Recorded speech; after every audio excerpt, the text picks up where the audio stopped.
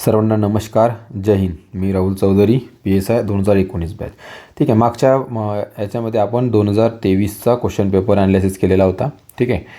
आज आपण 2022चा प्रश्नपत्रिकाचा ॲनालिसिस करणार आहोत.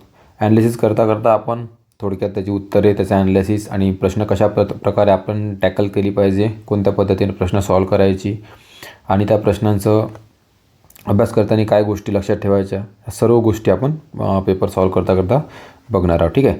तर ज्यांनी आपलं चॅनल सबस्क्राईब नाही केलं त्यांनी प्लीज सबस्क्राईब करून घ्या आणि लाईक करून घ्या. ठीक आहे. ठीक आहे. तर पहिला प्रश्न बघा. सागर चक्रीवादळ 2019 समुद्रात तयार झाला. दक्षिण कोकणला मानवतेचे नुकसान केले. ठीक आहे. तर आता या प्रश्नामध्ये दोन्ही ऑप्शन चुकीचे दिले आहे. जवळपास हा आपला करंट अफेअरचा प्रश्न होता. ठीक आहे. एक तर हा जो सायक्लोन आहे तो 2018मध्ये आलेला होता आणि अरबी समुद्रात येऊन नसून हा नॉर्थ इंडियन ओशियन, ठीक आहे, हिंद महासागरात आलेला होता आणि दक्षिण कोकण किनाऱ्यावर यांनी नुकसान केलेले नव्हते, तर यांनी आफ्रिकेतील सोमालिया आणि सोमालीलँड त्या भागामध्ये नुकसान केलेले होते. ठीक आहे. त्यामुळे हे दोन्ही ऑप्शन चुकीचे ठरतात. ऑप्शन आपलं उत्तर आहे A आणि B दोन्ही बरोबर नाहीत. ठीक आहे. पुढील प्रश्न बघा. प्रश्न क्रमांक 2 यामध्ये म्हटलं आहे की महाराष्ट्रातील मानवी वसाहतीच्या दृष्टीने मध्याश्म युग आणि ताम्रपाषाण युगच्या संदर्भासाठी डॅश येथे संशोधन करण्यात आले. आता बघा, मी आधीपासूनच तुम्हाला सांगत आहो की ज्या प्रश्नामध्ये आपल्याला वरीलपैकी सर्व हे जर ऑप्शन असेल तर आपला दृष्टिकोन त्याकडे बघण्याचा जास्त राहिलेला पाहिजे. ठीक आहे. 100% ते जास्त असेल नाही आहे, पण मॅक्झिमम टाईम तुमचं उत्तर हे वरीलपैकी सर्व आयोग देत असतं. ठीक आहे. कंबाईंड किंवा राज्यसेवा कोणत्याही तुम्ही प्रश्नपत्रिकेचं जर तुम्ही प्रॉपर ॲनालिसिस केलं तुमच्या असं लक्षात येईल की 60-70% 100 पैकी 60-70% तुमचं वरीलपैकी आन्सर हेच राहतं. ठीक आहे. तर डोळे बंद करून करा असं नाही म्हणत मी, पण मॅक्झिमम टाईम त्याच्याकडे लक्ष तुमचं असायला पाहिजे. ठीक आहे. तर ते इथं बघा, पाटणे, जळगाव, इमामगाव पुणे आणि हातखंबा रत्नागिरी, ठीक आहे, तिन्ही इथं संशोधन करण्यात आलेलं होतं, म्हणून त्याचा आन्सर वरीलपैकी सर्व आहे. ठीक आहे. पुढचा प्रश्न बघूया. आता हा प्रश्न बघा, एकदम सोपा प्रश्न आहे. जोड्या लावा. स्थलांतरित शेती आणि देश दिलेले आहे. ठीक आहे. यामध्ये बघा, आपल्या सर्वांना माहिती आहे की भारतात स्थलांतरित शेतीला झूम म्हटलं जातं. ठीक आहे. जर तुम्हाला हे आलं तर एक तर ऑप्शन हे असेल, नाहीतर हे असेल, म्हणजे तुमचं एलिमिनेशन करून तुमच्याकडे 2 ऑप्शन उरतात, 2 आणि 4. त्यानंतर बघा, त्यानंतर हा खूपदा विचारलेला आहे ब्राझील, खूपदा आलेला पण प्रश्न आहे, त्यामुळे हा जर तुम्हाला माहीत असेल तर ब्राझीलमध्ये रोका म्हणतात स्थलांतरित शेतीला. ठीक आहे. तर इथून तुम्हाला तुमचं उत्तर मिळून जायला पाहिजे. ठीक आहे. त्यानुसार मध्य अमेरिकामध्ये मिल्पा आणि इंडोनेशियामध्ये लडांग असं म्हटलं जाते. ही बघा काही इतर देशातील महत्त्वाची स्थलांतरित शेतीचं नाव आहे. ठीक आहे. ते बघा, ब्राझीलमध्ये रोका म्हणतात, व्हेनेझुएलामध्ये कोनुको म्हटलं जातं, मेक्झिको आणि सेंट्रल अमेरिकामध्ये त्याला मिल्पा म्हटलं जातं. ठीक आहे, हे आलेलं आहे. त्यानंतर व्हिएतनाममध्ये रे म्हटलं जातं. नॉर्थ ईस्ट इंडिया झूम, आताच पहिलं आपल्याला झूमिंग किंवा झूम म्हटलं जातं. मलेशियामध्ये लदांग म्हटलं जातं. ठीक आहे. त्यानंतर फिलिपिन्स चेंगिंग. तर हे काही इतर आहेत, ते तुम्ही लक्षात असू द्या. ठीक आहे. इथे बघा काही सिद्धांत दिलेले आहे आणि ते कुणी सांगितलं त्याच्या ते नाव दिलेलं आहे. ठीक आहे. जर तुम्हाला माहीत असेल, इथे नेबुलार थेअरी ही लॅपलासने दिली. ठीक आहे. हे प्रख्यात आहे आणि ही खूप जणांना कॉमन असल्यामुळे माहीत असतं. ठीक आहे. जर तुम्हाला सीचं एक जरी माहीत आहे तरी तुमचं डायरेक्ट उत्तर येतं. ठीक आहे. सीचं एक बघा इथे येतं आहे, म्हणजे तुम्हाला एक माहीत असलं तरी तुमचा उत्तर येऊन जातं. ठीक. त्याचप्रमाणे एचं 2 सेफिड थेरी बॅनर्जीनं सांगितली. लक्षात असू द्या, रिपीट जर झाला क्वेश्चन तर तुम्हाला यायला पाहिजे, तसं सहसा असे क्वेश्चन रिपीट होत नाहीत. इलेक्ट्रोमॅग्नेटिक थेरी कोणी दिली तर आल्फिननी आणि बायनरी थेरी दिली लिटलटननी. ठीक आहे. ते तुमच्या लक्षात असू द्या. पुढचा प्रश्न हा पण एक रिपीट झालेला क्वेश्चन आहे. ठीक आहे. फादर ऑफ ह्युमन जॉग्राफी कोणाला म्हटलं जातं तर विडल डेला ब्लॅच. ठीक आहे. विडाल डेला ब्लॅच याला फादर ऑफ ह्युमन जॉग्राफी म्हटलं जातं.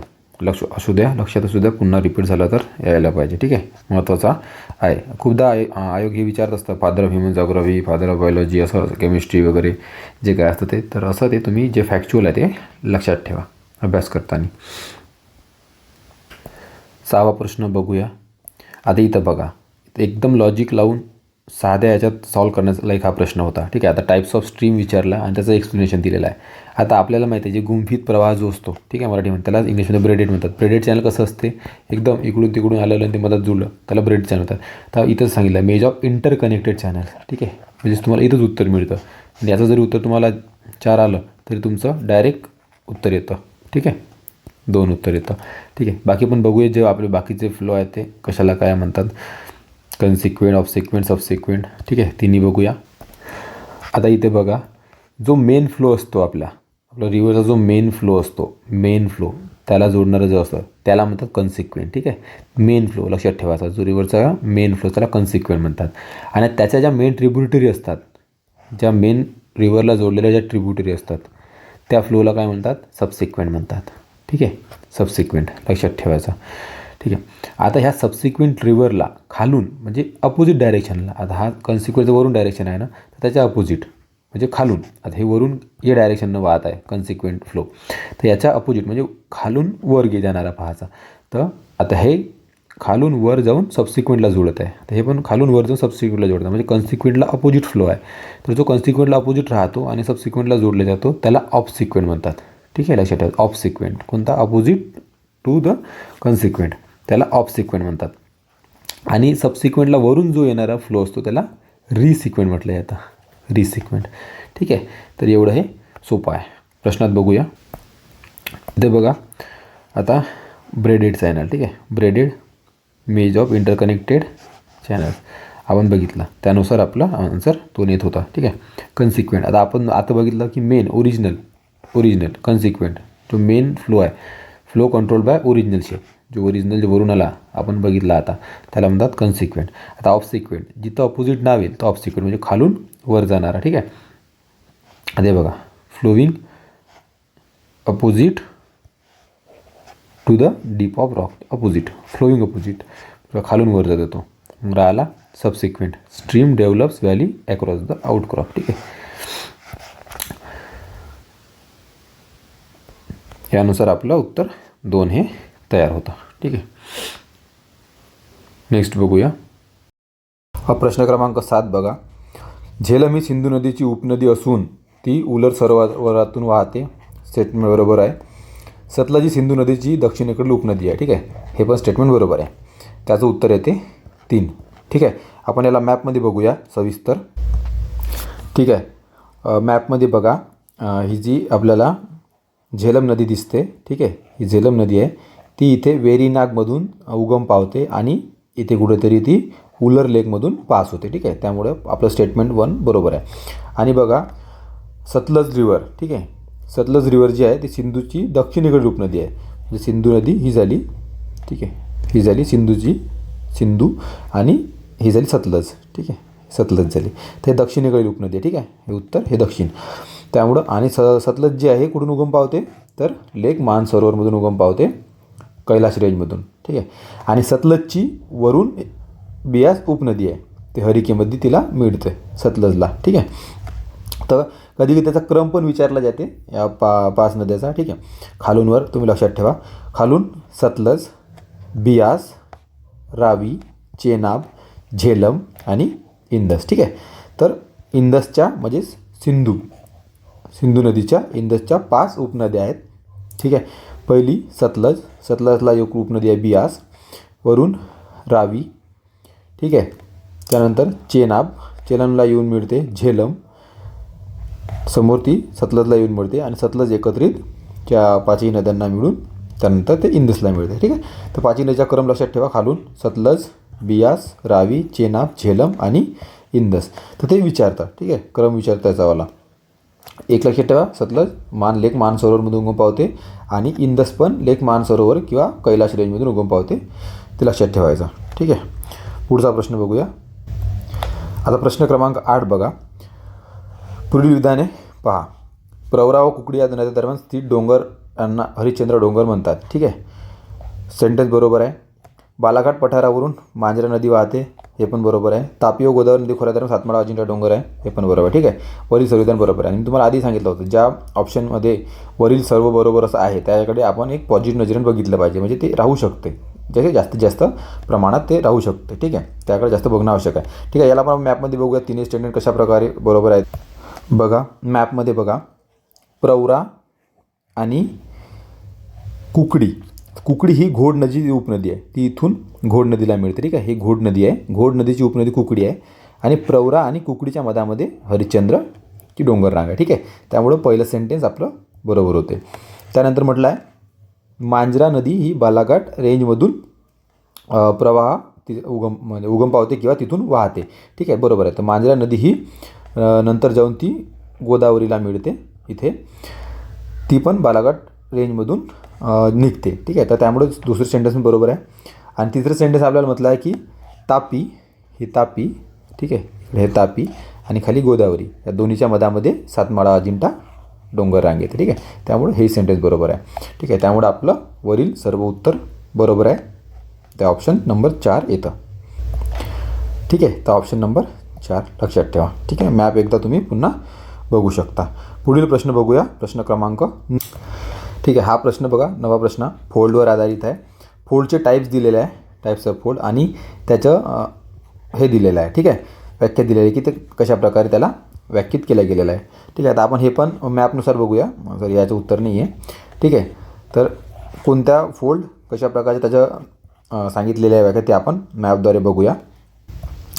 ही बघा, ही मोनोक्लिनल आहे. यामध्ये काय होते की एक इन्क्लाइन राहते आणि दुसरी जी लेअर आहे तिथे परपेंडिक्युलर राहते. ठीक आहे, एक इन्क्लाइन आणि दुसरी परपेंडिक्युलर. ठीक आहे, त्यामध्ये बघा जे मोनोक्लिनल आपल्या प्रश्नामध्ये सांगितलं आहे, इथे बघा, मोनोक्लिनल वन लिम इन्क्लाइन अँड अदर परपेंडिक्युलर. ठीक आहे, त्याचं 1चं 3 येते. त्यानुसार बघायला गेलं तर आपलं डायरेक्ट उत्तरच मिळतं. ठीक आहे, ते 3. त्यानुसार बीचं 1 आयसोक्लिनलमध्ये काय ते both limbs parallel but incline to one side. ठीक आहे, ते पण आपण मॅपमध्ये बघूया. Recumbent both limbs parallel each other to and the ground. आणि ओव्हरटर्न एकावर एक आलेले, one limb turn over to the other limb. हा ते एवढं सोपं आहे. ठीक आहे, व्याख्येतून पण आपल्याला लक्षात येऊन जाते. म्हणजे तुमच्या डीचं जरी लक्षात आलं तरी तुम्हाला उत्तर मिळालं असतं. म्हणजे एकदम सिम्पल लॉजिकली, काही विचार न करता. एकदा तुम्ही जर पूर्ण प्रश्न बघितला, तुम्हाला हा प्रश्न तुम्ही अभ्यासला जरी नसला असला तरी तुम्हाला याचं उत्तर येत होतं. ओव्हरटर्न म्हणजे व्याख्येतच आहे, त्याच्या शब्दातच आहे की एकावर एक, म्हणजे ओव्हरटर्न झाला आहे तो. म्हणजे बा one limb turn over other. साधं सिम्पल आहे, इथून तुम्हाला उत्तर मिळत होतं डायरेक्ट. ठीक आहे, कुठे जायची गरज नाही. म्हणून कधी कधी काही प्रश्न असे असतात की एकदा थोडं ओव्हरलुक करायचं, आपल्याला प्रश्नामध्येच उत्तर मिळत असतं. त्यातलाच हा एक प्रश्न आहे.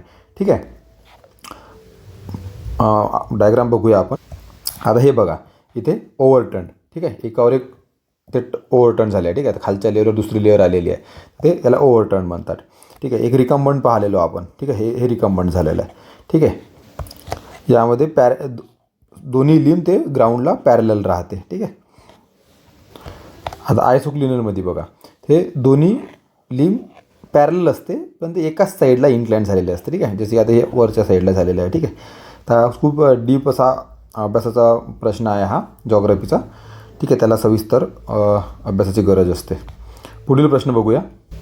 पण तुमच्या लक्षात आलं असेल काही प्रश्न असतात तुम्ही अभ्यास जर नसता केला असता या प्रश्नात तरी तुम्हाला उत्तर येत होतं. ठीक आहे, फक्त आवश्यकता असते ती प्रॉपर कॉन्सन्ट्रेशन करून त्या प्रश्नाकडे बघण्याचा दृष्टिकोन तुमचा चांगला असला पाहिजे आणि तुम्ही प्रॉपर एकदा तरी तो ओव्हरलुक प्रश्न केलेला पाहिजे प्रत्येक ऑप्शन थ्रू. ठीक आहे, नाही की वरून तुम्ही बघितलं, तुम्हाला जर तुम्ही बघितला असेल हा प्रश्न तर तुमच्या डायरेक्ट लक्षात आलं असतं की आपल्याला काही हा प्रश्न येत नाही, खूप हार्ड वाटते, प्रत्येकांना सोडून दिला असता. पण बघा, याच्या शब्दातच डायरेक्ट उत्तर येत होतं. ठीक आहे, टर्न ओव्हर दी अदर लिम, डायरेक्ट उत्तर. ठीक आहे, पुढचा प्रश्न बघूया. आता प्रश्न क्रमांक 10 बघा. ठीक आहे, हा पण एकदम लॉजिक बेसने सुटू शकतो. ठीक आहे, ते पण आपण बघूया. कोणती विधाने भाबर मैदानाबरोबर बरोबर आहेत. आता बघा, सच्छिद्रता मोठ्या प्रमाणावर असल्यामुळे छोट्या नद्या अदृश्य होतात. ठीक आहे, आपण याला करेक्ट मानूया. भाबरपट्टा पिकासाठी उपयुक्त आहे. आता मला सांगा, जिथं नद्याच अदृश्य होतात आणि पोरोसिटी एवढे प्रमाण आहे तर त्या मग पिकासाठी उपयुक्त असेल का? नाही. म्हणजे दोन्ही हे एकामेकाला कॉन्ट्रॅडिक्ट करतात. ठीक आहे, तर बरोबर तुम्ही जर भूगोल अभ्यासला असेल चांगल्या प्रकारे तर तुम्हाला माहीत असेल की भाबरच्या याच्यात हे नद्या अदृश्य पावतात आणि त्या मोठ्या प्रमाणात तिथं ते सच्छिद्रता असते, त्यामुळं त्याची पोरोसिटी खूप हाय असते. ठीक आहे, तर पहिलं बरोबर आहे आणि उपयुक्त नसतात, लक्षात ठेवा. ठीक आहे, भाबरपट्टा वास्तव करणारे लोक पशुपालन करणारे लोक असतात. बरोबर आहे, तिथं काही तुमचं पीक वगैरे काही होत नाही, त्यामुळे ते लोक काय करतात तर पशुपालन करतात. ठीक आहे, म्हणजे ए आणि सी तुमचं उत्तर बरोबर आहे. ठीक आहे. तर बघा अशा काही गोष्टी लॉजिक लावण्यासारख्या असतात. तुम्हाला जर इथं लॉजिक पटलं असतं तुमचं निश्चितच बी क्रॉस चुकीचं झालं असतं आणि ए आणि सी तुमचं उत्तर आलेलं असतं. ठीक आहे. तर ते बघूया आपण कशाप्रकारे उत्तरं सॉल्व करायची असतात शांत दिमागानं. ठीक आहे. फक्त कोणी ज्यांनी सबस्क्राईब नसेल केलं प्लीज त्यांनी सबस्क्राईब करा. ठीक आहे, आमचं मनोबल वाढवण्याकरता. पुढचा प्रश्न बघूया. आता हा प्रश्न बघा. भरपूर लोक घाईघाईमध्ये अशा प्रश्नाला चुकीचं करून येतात. कशामुळे? आता सेंटेन्स आहे, मृदाधूप शेती पुढील गंभीर समस्या नाही. आधी इथं नाहीला कधी कधी ते वाचायच्या पहिलंच मृदाधूप ही गंभीर समस्या, करेक्ट, हे नाही वाचतच नाही. ठीक आहे. तर थोडंसं शांतपणाने पूर्ण सेंटेन्स शांत याच्यात वाचलं पाहिजे. ठीक आहे. तर म्हणजे हे चुकीचं आहे. ठीक आहे. कारण काय म्हणतं मृदाधूप शेती पुढील गंभीर समस्या नाही, तर ते गंभीर समस्या आहे मृदाधूप होणे, सगळ्यांनाच माहिती आहे. ठीक आहे, कॉमन सेंटेन्स आहे. त्यानंतर तुम्ही आता एलिमिनेट करण्याच्या वरून जर गेले तर तुमचं ए आरामात एलिमिनेट होते, तसंही तुमचं उत्तर बी ए येते. दुसरं दोन वाचायची गरजच नाही. पण जरी वाचलं तुम्ही तरी बघा, नदीपूर, जंगलतोड आणि अनिर्बंधित चराई यामुळे जमिनीची धूप होते. धूपच होणार ना, चांगली थोडी होणार आहे, साधीची गोष्ट आहे. अतिरिक्त जलसिंचनामुळे जमिनीची क्षारयुक्त होतात. बरोबर आहे, अतिरिक्त जलसिंचनानं क्षारयुक्त होणारच आहे. मग त्या ठीक आहे, चांगला तर होणार नाही. त्यामुळं बी आणि सी त्याचं उत्तर आहे. तर एवढं हे सोपं असतात. आणि जर तुम्हाला वेळच वाचवायचा असला तर तुम्ही डायरेक्ट एवरून एलिमिनेशन पद्धत वापरून तुमचं डायरेक्ट एका सेकंदात उत्तर येत होतं. तुम्हाला बाकी दोन वाचण्याची पण गरज नव्हती. ठीक आहे. ते एवढं सोपे असतात. फक्त त्या वेळेला आपण शांत दिमागानं ते सोडवायचा प्रयत्न करायचा असतो. ठीक आहे. पुढचा प्रश्न बघूया. ठीक आहे. आता हा नेहमी आपल्या अभ्यासात येणारा प्रश्न आहे आणि एकदम सोपा, म्हणजे कुणीही सॉल्व करणं असा प्रश्न आहे. ठीक आहे. म्हणजे बघा किती इझी प्रश्न येत आहेत मार्क्स देणारे. Biosphere reserve are demarcated into, म्हणजे कोणत्या याच्यात तो विभागित केला, बायोस्फिअर रिझर्व. ठीक आहे. आता बघा बायोस्फिअर रिझर्व असा असतो, त्याच्या मधामध्ये काय असतं, कोर झोन आपल्याला माहिती आहे. त्यानंतर असतो बफर झोन, त्यानंतर ट्रान्झिशन झोन. ठीक आहे. मधातला हा ट्रान्झिशन झोन, हा कोर झोन, हा बफर झोन, आपल्याला माहीत आहे. ठीक आहे. त्याचं उत्तर एक येते. आपण डायग्राममध्ये बघूया. आता बघा. ठीक आहे. यामध्ये मस्तपैकी तुम्हाला दाखवण्यात आलेला आहे. आता बघा, हा जो बायोस्फिअर रिझर्वचा आतला भाग राहतो याला कन्झर्वेशन किंवा कोर झोन म्हटलं जातं. इथं कोणतीही ॲक्टिव्हिटी आपल्याला अलाव नसते. हे एकदम प्रोटेक्टेड एरिया असते. ठीक आहे, प्राण्यांसाठी. ठीक आहे, लिगली प्रोटेक्टेड असते. इथं कोणीही जाऊ शकत नाही. ठीक आहे, लॉंग टर्म कन्झर्वेशन इथे केलं जातं. त्यानंतर असतं बफर झोन, त्याच्या बाहेरचा झोन असतो जो बफर झोन असतो, खूप महत्त्वाचा आहे, लक्षात ठेवा. ठीक आहे. Ecological sound and cooperative activity, इथं कॉपरेटिव्ह ॲक्टिव्हिटी केल्या जाते परमिशननुसार. ठीक आहे. जसं कोणता टूर वगैरेला एज्युकेशनचा, तर त्यांना आतमध्ये घेऊन ते अभ्यास दौरा वगैरे कोणता असला ते दाखवणं, इको टुरिझम वगैरे चालतं, रिसर्च चालतं त्यामध्ये. ठीक आहे. त्यानंतर बाहेरचा झोन जो असतो तो असतो ट्रान्झिशन झोन. ठीक आहे. ट्रान्झिशन झोन इथं ह्युमन ॲक्टिव्हिटी काही प्रमाणात अलाव असते, त्यालाच कॉपरेशन झोनसुद्धा म्हणतात. ते ॲग्रिकल्चरसाठी वापरू शकतात, सेटलमेंट. ठीक आहे. तिथं जे बांबू कटाई वगैरे नाही का, अशा ज्या ॲक्टिव्हिटीज होतात त्या तिथं ते करू शकतात परमिशननुसार. ठीक आहे. आणि लोक आणि जे फॉरेस्ट ऑथॉरिटी आहे ते एकत्र मिळून तिथं त्यांचं काम सुरू असतं. आणि त्याच्या जो बाहेरचा जो एरिया असतो, ट्रान्झिशनच्या बाहेरचा एरिया, तो सेटलमेंटचा एरिया असतो. म्हणजे तिथं तुमची वस्ती वगैरे, घर, गाव वगैरे ते असतं. ठीक आहे. तर एवढ्या सोप्या पद्धतीत मस्त आपण समजून सांगितलं आहे. पुढचा प्रश्न बघूया. तुम्ही फक्त चॅनलला सबस्क्राईब करा प्लीज. ठीक आहे. 11वा प्रश्न बघूया. ठीक आहे, 13वा प्रश्न बघूया. यामध्ये बघा जोड्या लावायचा विचारला आहे आणि कोणती एक जोडी बरोबर आहे ते विचारलेलं आहे आपल्याला. ठीक आहे. यापैकी आता बघा, आपल्याला माहीत आहे शिवसमुद्रम धबधबा वगैरे ते माहिती आहे. तर तो कावेरी नदीवर आहे. आणि कावेरी कुठे आहे, साधा ऑप्शन आहे. 3मध्ये ते बसत नाही, म्हणजे ते कर्नाटकमध्ये आपल्याला माहिती आहे, साऊथला आहे. ठीक आहे. आता हे लॉजिक सरळ लागतं, C1 आणि 4. ठीक आहे. C1 आणि 4 म्हणजे याचं उत्तर सरळ एक उत्तर येते. आता बाकी जोडे कशा चुकल्या आहेत ते पण आपण बघूया. ठीक आहे. आता बघा, आता इथं बघा, टिहरी जे डॅम आहे ते आहे भागीरथी नदीवर, आणि ती कुठं आहे, तर ती आहे उत्तराखंडमध्ये. ठीक आहे. एक जोडी अशी लागते, टिहरी डॅम, भागीरथी रिवर, उत्तराखंड. ठीक आहे. त्यानंतर बघा दुलहस्ती चेनाब रिव्हरवर आहे योजना ही, आणि ती आहे चेनाब कुठं आहे, डायरेक्ट जम्मू आणि काश्मीरमध्ये. ठीक आहे, साधं सोपं आहे. त्यानंतर वाचलं राणा प्रताप सागर योजना, ती आहे चंबळ नदीवर आहे, आणि ती कुठं आहे, तर राजस्थानमध्ये. ठीक आहे. या प्रकारे तुम्ही जोड्या लक्षात ठेवा. पण जे करेक्ट जोडी आहे ती आहे C1 आणि 4. ठीक आहे. पुढचा प्रश्न बघूया. इथं पण बघा, तुम्ही साधं तुम्हाला एक जरी माहीत असलं तर टेहरी डॅम कुठं आहे, ठीक आहे, भागीरथी रिवर, भागीरथी कुठं आहे, उत्तराखंड, तरी तुमचा प्रश्न उत्तर आलं असतं. ठीक आहे.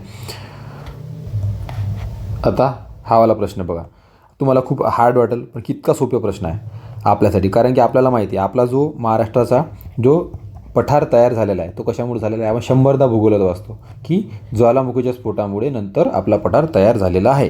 ठीक आहे, म्हणजे ज्वालामुखी पठार आपला कोणते, तर दख्खनचा पठार. म्हणजे तुम्ही बीचं जर एक जोडी लावली तर बीचं एक कुठे येते, 3. तुमचं उत्तर 3 आहे का? काहीच नाही, फक्त शांतपणानं डोकं ठेवून तुम्हाला प्रश्न सॉल्व करायचा आहे. ठीक आहे, आणि आपलं ॲनालिसिस बघायचं आहे. ठीक आहे, तुम्हाला प्रत्येक प्रश्न कशा प्रकारे सॉल्व केला जातो सगळं आपण सांगणार असाल. ते इतका सोपा हा प्रश्न आहे. ठीक आहे, त्यानुसार बघितलं तर याचं 3 घुमटाकार पठार कोणते, छोटा नागपूर पठार, बाकी सगळं लक्षात ठेवायचं. त्यानंतर सोपनाकार पठार, विंध्य पठार. ठीक आहे, गिरिवाद पठार, शिलाँग पठार, हे सगळं लक्षात ठेवायचं. ठीक आहे, त्याला इंग्लिशमध्ये काय म्हणतात ते बघून घ्या. ठीक आहे, पिडमॉन्ट प्लॅचू याला म्हणतात. शिलाँगला पिडमॉन्ट, शिलाँग कुठं आहे, मेघालय. ठीक आहे, पिडमॉन्ट. पुढचा प्रश्न बघूया.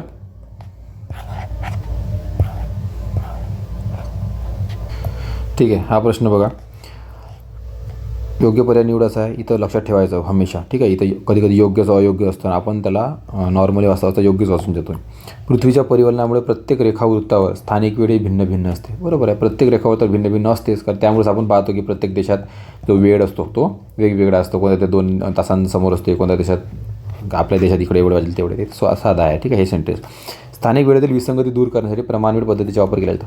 बरोबर आहे, विसंगती दूर करण्यासाठी म्हणजे कुठं प्रत्येक ठिकाणी प्रत्येक जागेवर वेगळा वेळ असतो, त्यामुळे एक स्टँडर्ड टाईमचा सिस्टमचा वापर केला जातो. आता हा कसा, आता बघा, आता हा साध्या सोप्या ह्याच्यात आपला जर भारत आहे तर भारताच्या या इकडं आता बघा इथं डायरेक्ट जवळजवळ 30 डिग्रीचा फरक पडतो. 30 डिग्रीचा फरक म्हणजे जरी आपला इथं जवळजवळ आपला 2 तासाचा फरक पडतो. म्हणजे 15 डिग्रीचा जरी फरक असला, 15 डिग्रीवर आपला 1 तासाचा फरक पडतो. तसाच जवळजवळ 30 डिग्रीवर 2 तासाचा फरक पडतो. ठीक आहे, म्हणजे जर इकडं जर 4 वाजले असेल ना, तिकडं 6 वगैरे टाईम असेल, म्हणजे एवढा फरक होतो ना. इकडे जर 4 असेल तर इकडं 2 असेल. ठीक आहे, म्हणजे इकडे नंतर 4 वाजेल, तर असा फरक पडत असतो. त्यामुळं हा फरक न पडावा यासाठी काय आपण स्टँडर्ड झोनचा वापर करतो. म्हणजे आपण काय केलं आहे, इथं एक स्टँडर्ड झोन घेतलेला आहे.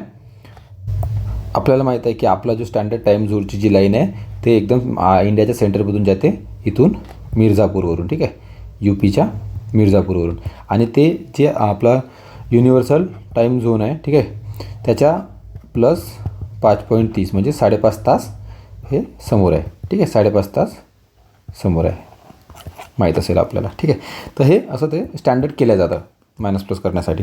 ठीक आहे, त्यामुळे दोन्ही विधाने बरोबर आहे, त्याचा आन्सर 1 आहे. ठीक आहे, पुढचा प्रश्न बघूया.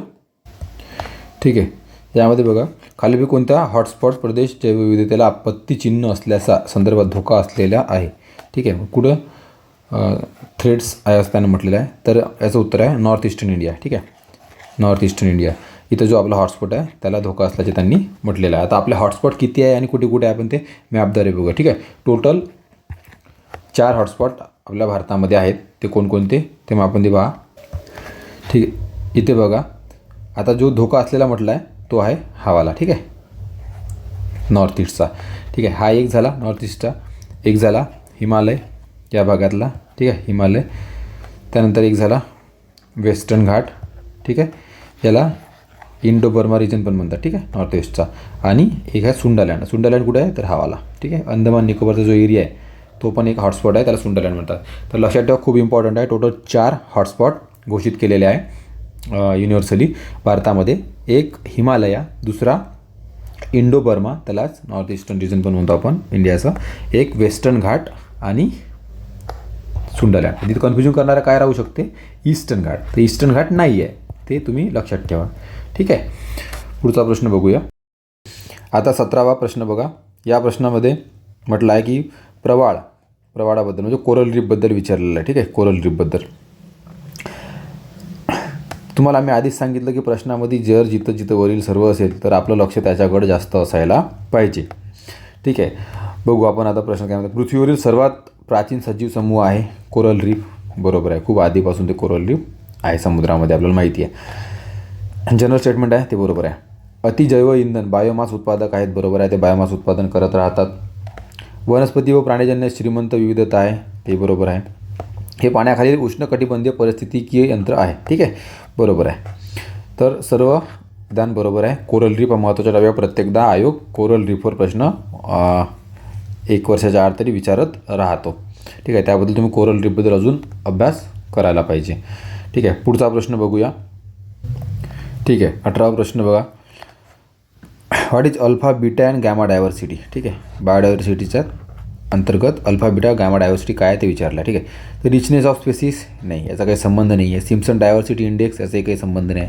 For measuring biodiversity over geographical scale बरोबर आहे. ठीक आहे, हे उत्तर बरोबर आहे.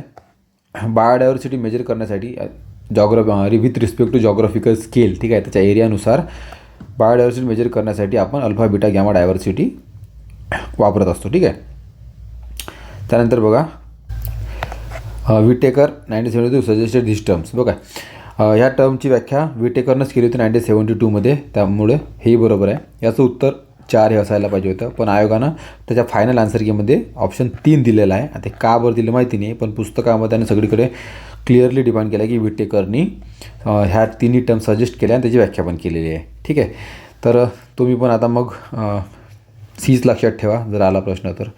पण अदर एक्झाममध्ये जर आला तर तुम्ही दोन्ही उत्तर लिहू शकता, कारण की दोन्ही बरोबर आहेत पुस्तकानुसार. ठीक आहे, तर आयोगाने का बरं दिलं तर कोणी त्याच्यावर ऑब्जेक्शन घेतलं नाही घेतलं तर काही माहिती नाही. ठीक आहे, पुढचा प्रश्न बघूया. ठीक आहे, इथं अभयारण्य आणि राज्याची जोडी लावायला म्हटलेलं आहे. सर्वांना माहीत असेल राधानगरी अभयारण्य हे महाराष्ट्रामध्ये आहे. ठीक आहे, कोल्हापूर जिल्ह्यामध्ये. त्यानंतर पुलिकत लेक आपल्याला माहीत आहे, ते साऊथमध्ये आहे. मग साऊथमधलं एकच राज्य याच्यामध्ये आहे, तर ते आहे आंध्र प्रदेश. ठीक आहे, म्हणजे 1चं 3 आणि बचं 1. ठीक आहे, म्हणजे आपला 3 किंवा 4 आन्सर राहू शकते. त्यानंतर बघा आपल्याला माहीत आहे की भगवान महावीर हे जे अभयारण्य आहे ते गोव्यामध्ये आहे. ठीक आहे, आणि पश्चिम बंगालमध्ये जलदापारा पश्चिम बंगाल. ठीक आहे, तर त्यानुसार आपलं उत्तर 19चं 3 येतं. ठीक आहे, पुढचा प्रश्न बघूया. तर यामध्ये विचारलं आहे की रासायनिक पर्यावरणात खालीलपैकी कोणाचा समावेश होतो. ठीक आहे, म्हणजे केमिकल एन्व्हायरमेंटमध्ये कोणाकोणाचा होतो. आता केमिकल एन्व्हायरमेंट, टेम्परेचर आणि सॉईल याचा केमिकलची काही घेणं देणं नाही आहे. केमिकल एन्व्हायरमेंटशी वॉटर आणि सॉईल याचंही काही घेणं देणं नाही आहे. म्हणजे वॉटरमुळं सॉईलमुळं काही केमिकल वगैरे एन्व्हायरमेंटमध्ये होतं का, तर नाही. टेम्परेचर आणि सॉईलमुळे होतं का, तर नाही. हे काही त्याचं फॅक्टर नाही आहे. व्हिजिटेशन वॉटर बिलकुल नाही. Human function and biological component, ठीक आहे, तर हे पण नाही की ठीक आहे, तर ह्युमन फंक्शन बायोलॉजिकल कंपोनंट तर हे पण नाही. म्हणजे ह्युमन फंक्शन म्हणजे आपण श्वास वगैरे घेतो किंवा आपण काही क्रिया वगैरे करतो त्याचा काही इम्पॅक्ट होते का, तर नाही. ठीक आहे, त्यामुळं नन ऑफ द अबोव याचं उत्तर आहे. कोणतंही केमिकल एन्व्हायरमेंटशी रिलेटेड नाही आहे जे काय दिलं आहे. ठीक आहे, पुढचा प्रश्न बघू. प्लीज ज्यांनी सबस्क्राईब नाही केलं चॅनलला सबस्क्राईब करा. ठीक आहे, आता हा प्रश्न बघा. भारतातील भाववाढीत पुरवठा बाजूच्या घटकांचे प्राबल्य असल्याने खालील दीर्घकालीन धोरण उपयुक्त ठरू शकतेस. ठीक आहे, सप्लाय साईड फॅक्टरबद्दल बोललं आहे की इम्पॉर्टन्स काय. ठीक आहे, given the importance of supply side factor in determination of inflation determine करण्यासाठी सप्लाय साईड फॅक्टरचं काय महत्त्व आहे. ठीक आहे, लॉंग टर्म पॉलिसीमध्ये. आता तुम्हाला मी आधीच सांगितलं ज्या ऑप्शनमध्ये वरील सर्व आहे त्याच्याकडे थोडंसं पॉझिटिव्हली लक्ष द्यायचं. ठीक आहे, आता याचं उत्तर वरील सर्वच आहे. मग बघूया. चेंजिंग प्रोडक्शन पॅटर्न बरोबर आहे. कॅलिब्रेटेड इम्पोर्ट पॉलिसी ती बरोबर आहे. फोकस ऑन ट्रान्सपोर्टेशन बरोबर आहे. स्टोरेज इन्फॉर्मेशन सर्व बरोबर आहे. ठीक आहे, पुरवठा बाजूच्या घटकांच्या उद्देशाने सप्लाय साईड फॅक्टरच्या उद्देशाने 4ही तुम्ही बघितलं तर बरोबर आहे. ठीक आहे, पुढील प्रश्न बघूया. ठीक आहे, आता त्याच्यामध्ये हा एकदम फॅक्ट बेस्ड क्वेश्चन आहे.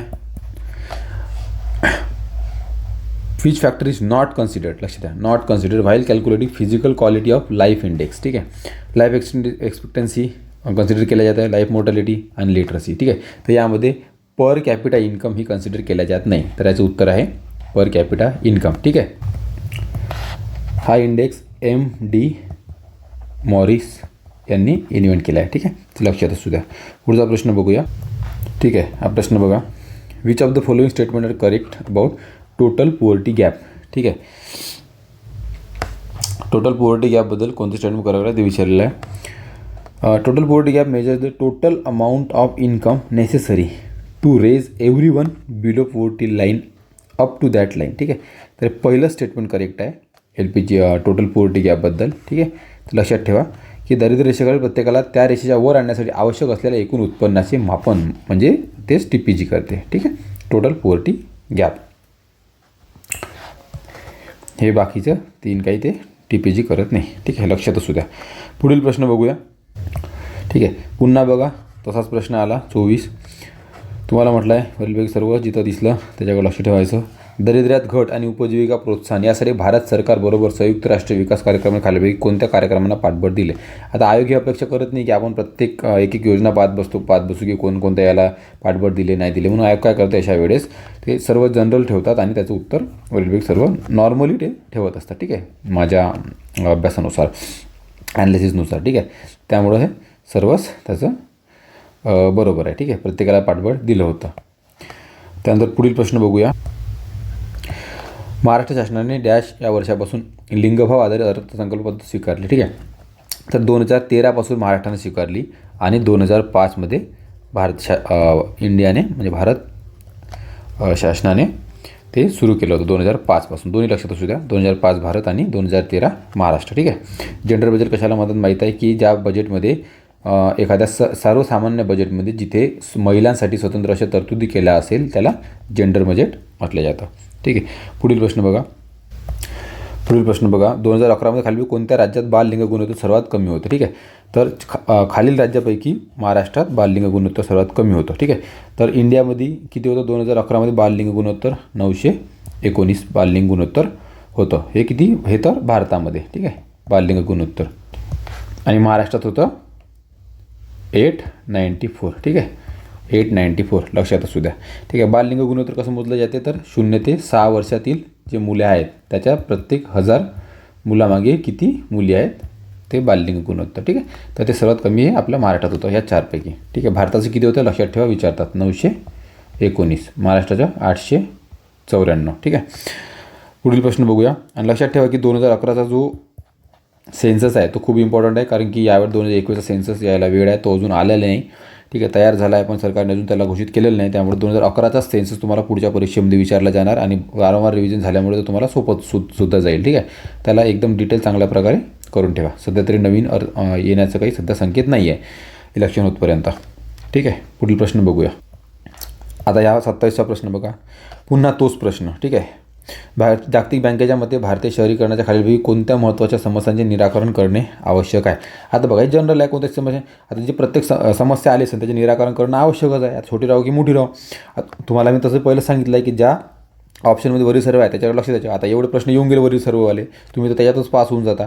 ठीक आहे, तर गरज असते ती लक्षात ठेवण्याची, म्हणजे अभ्यासाच्या दृष्टिकोनातून. बघा, आता आपला अभ्यास असं ॲनालिसिस होत आहे की जिथं वरील सर्व आहे ते आतापर्यंत आपण बघितलं एक तरी वरील सर्व तुमचा वाया गेलेला नाही, म्हणजे ते उत्तर तेच सापडत आहे आपल्याला. म्हणजे आयोगाचा दृष्टिकोन काय आहे त्याच्याकडे तुम्ही लक्ष द्या, त्या प्रश्न विचारण्याची पद्धत काय आहे.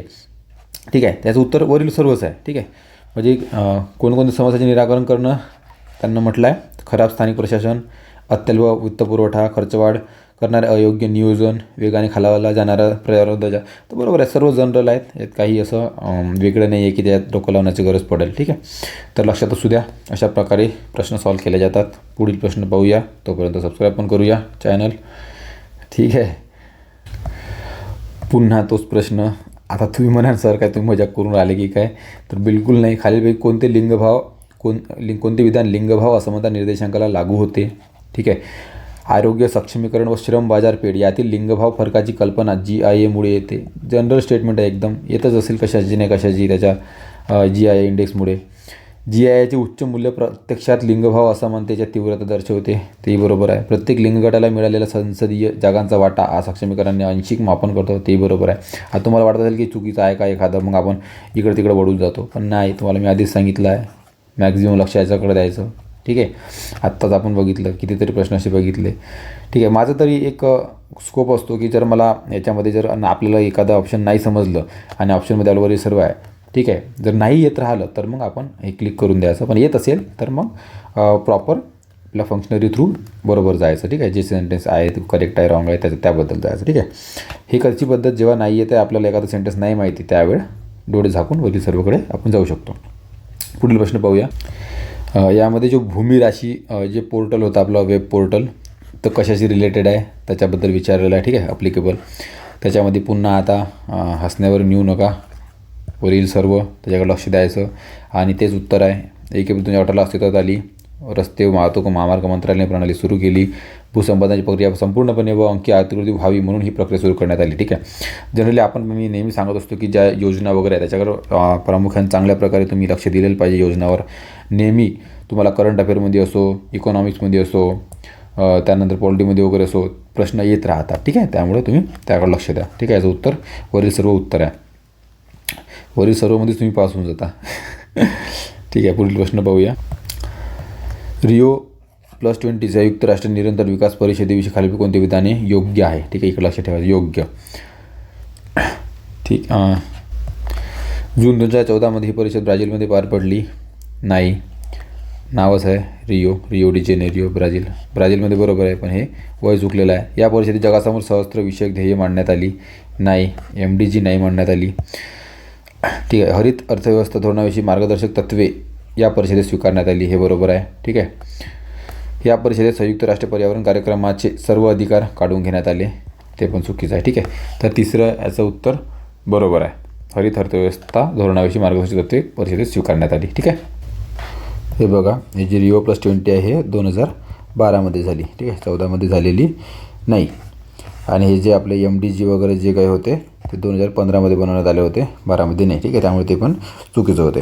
पुढचा प्रश्न बघूया. बघा, नीती आयोगाच्या चिरंतन विकास उद्दिष्ट निर्देशांक अहवालाप्रमाणे भारताची उद्दिष्ट कामगिरी दर्शवते की भारताचा निर्देशांक 2166 सुधारला आहे. आता हे पूर्ण फॅक्च्युअल बेस आहे. ठीक आहे. तर त्यामुळे तुम्ही जेव्हा असे इंडेक्स वगैरे येत राहते त्याच्याकडे तुम्ही लक्ष दिलं पाहिजे. इथं याचं पण बरोबर आहे आणि ब पण बरोबर. ठीक आहे. दोन्ही पर्याय योग्य आहेत. ठीक आहे. पुढील प्रश्न बघूया.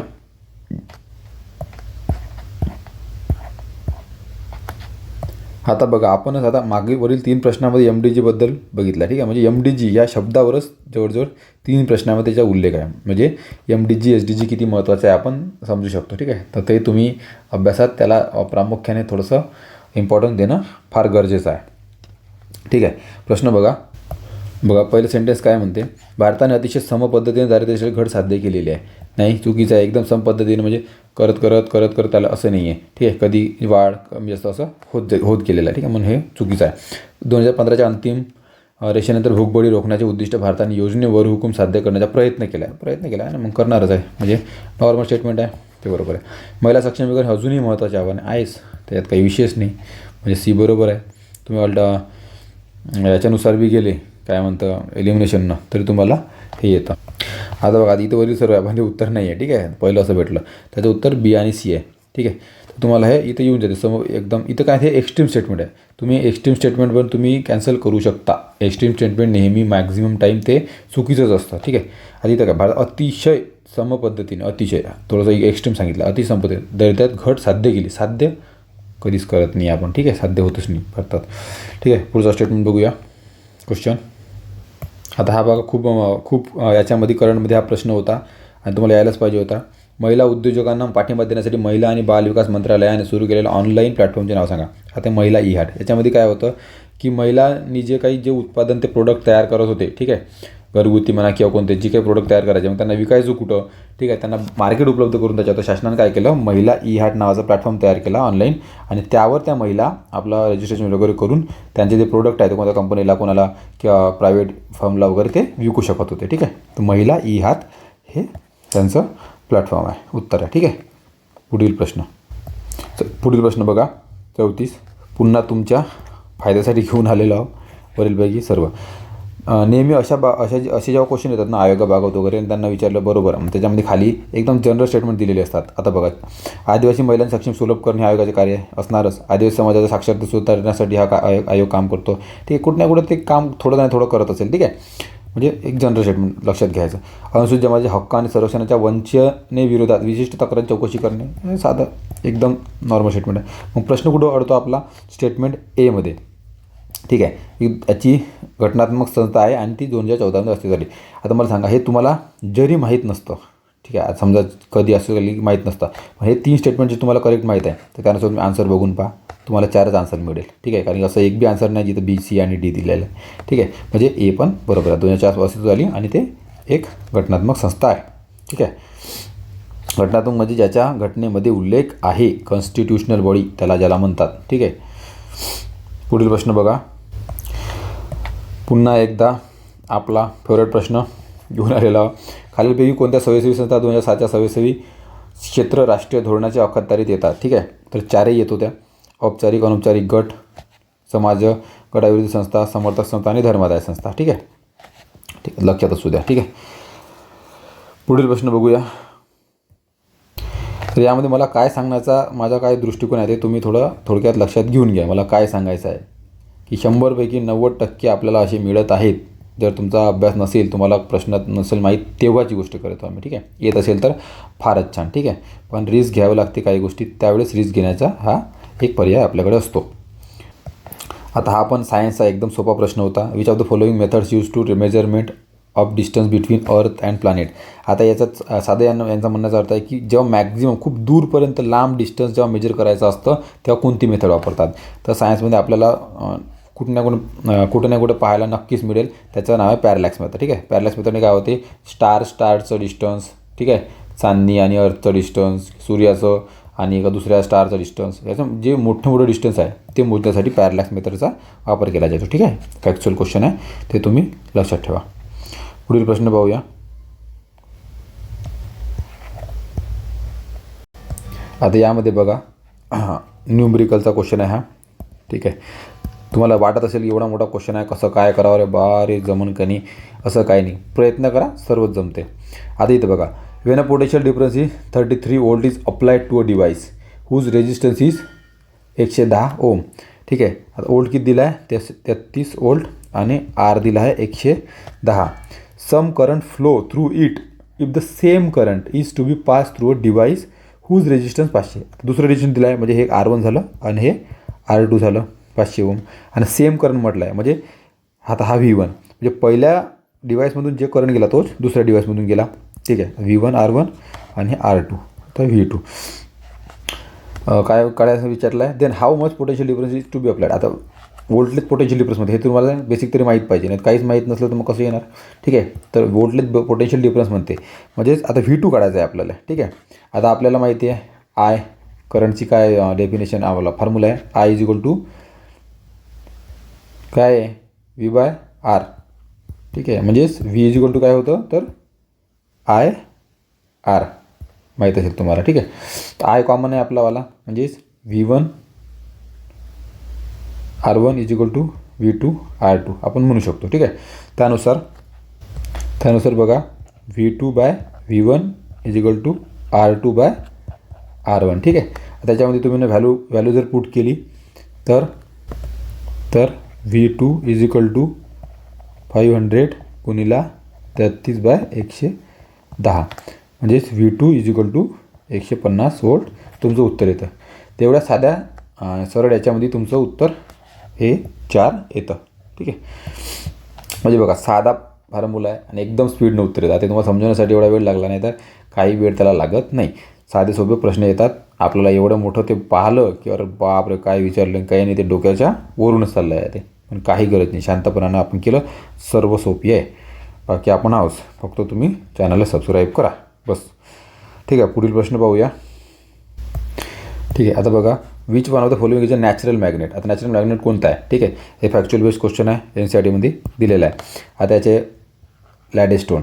आता बघा, माझ्या बघण्यामध्ये मी जेव्हा पेपर असेल त्याच्या बघण्यामध्ये अजून एक माझ्या याच्या लक्षात आला, जसं वरील सर्व आपण बघितलं, जे ऑप्शनमध्ये असं वरील सर्व तेव्हा असं बघितलं, अजूनही माझ्या लक्षात आहे की जेव्हा तुम्हाला 4 ऑप्शन दिले असेल आणि 4ही ऑप्शनमध्ये तुम्हाला कन्फ्युजन असेल की तुम्ही कधी बघितलंच नाही बा 4ही ऑप्शन. ठीक आहे, आणि आयोग पण अपेक्षा करत नाही तुमच्याकडून की तुम्ही बघितलं असेल. आयोगाला तुम्हाला कन्फ्यूज करायचं असतं. ठीक आहे, कन्फ्यूज करायचं असतं, त्यासाठी ते क्वेश्चन दिलेले असतात.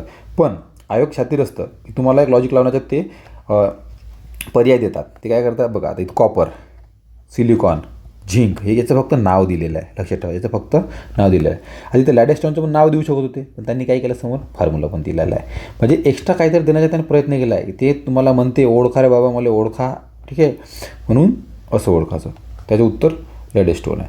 ठीक आहे, तर आयोग तुमच्यासाठी काहीतरी एक सोडून जातं, ट्रिक म्हणा काय म्हणतात त्याला, लॉजिक सोडून जातं, ते तुम्हाला पकडायचं असतं. ठीक आहे, तर माझ्या अभ्यासात तसं आलेलं आहे की असं जर दिसलं ना तर त्याला तुम्ही मॅक्झिमम टाईम उत्तर ते दिलं पाहिजे. जेव्हा तुम्हाला रिस्क घ्यायची आहे आणि तुम्हाला जर येत नाही आहे काही, तेव्हा तुम्ही हे घेऊ शकता. ठीक आहे, भरपूर सारे तुम्हाला याच्यात मी दाखवेल. वर पण एक क्वेश्चन तसा गेलेला आहे.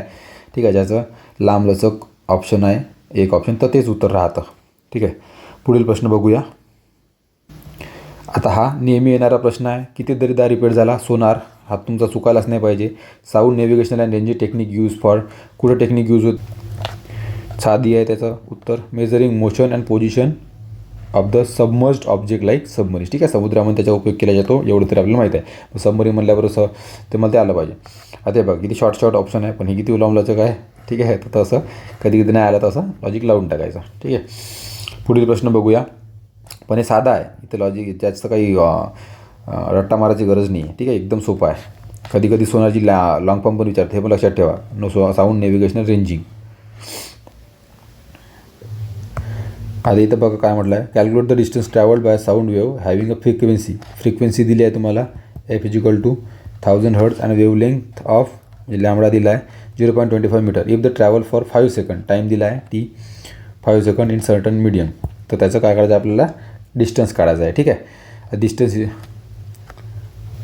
आता आपल्याला माहीत आहे वेलॉसिटीच्या संदर्भात V=F लॅम्बडा. ठीक आहे. F lambda. मग फ्रिक्वेन्सी किती आहे तर 1000 इंटू 0.25.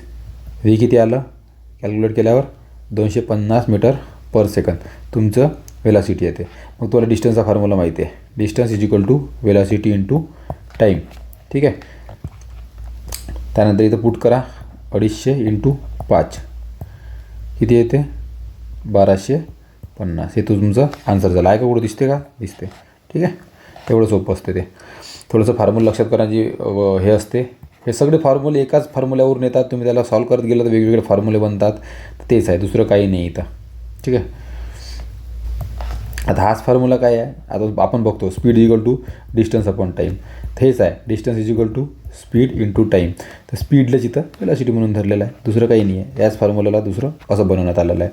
ठीक आहे. तसंच तुम्ही सॉल्व केलं तर आहे तशा टाईपचंच बनवलं गेलेलं आहे. ठीक आहे. पुढील प्रश्न बघूया. आता हा प्रश्न बघा, याला मागच्या पेपरमध्ये पण आपण बघितला आहे. हा रिपीट झाला. मागच्या राज्यसेवेला पण आला 2023च्या आणि 22ला आला आणि 23ला पण आलेला आहे हा. ठीक आहे. आपण 23चा क्वेश्चन पेपर ॲनालिसिस करून सांगितलेला आहे, तर तुम्ही तो पण आपल्या साईटवर आहे, तोही तुम्ही बघू शकता. ठीक आहे. याचा सरळ फॉर्म्युला आहे. जेव्हा इमेजेस काढायचे असतात तर 360 डिग्री बाय टीटा -1. ठीक आहे. आता 360 डिग्री डिवायडेड बाय 30 डिग्री दिला आहे. दोन आरशातला अंतर, त्याच्या डिग्री -1 करायचं. ठीक आहे. जे काय आन्सर येईल ते तुमचं 11 आन्सर येते. ठीक आहे. सॉल्व करून घ्यायचं याला. ठीक आहे. पुढील प्रश्न बघूया. प्रश्न क्रमांक 42. Which of the following plant hormone is responsible for the सेनेसन्स, म्हणजेच वृद्धत्व. बुड्डपण कोणत्या हार्मोनमुळे येते त्याचं त्यांनी विचारलेलं आहे. ठीक आहे.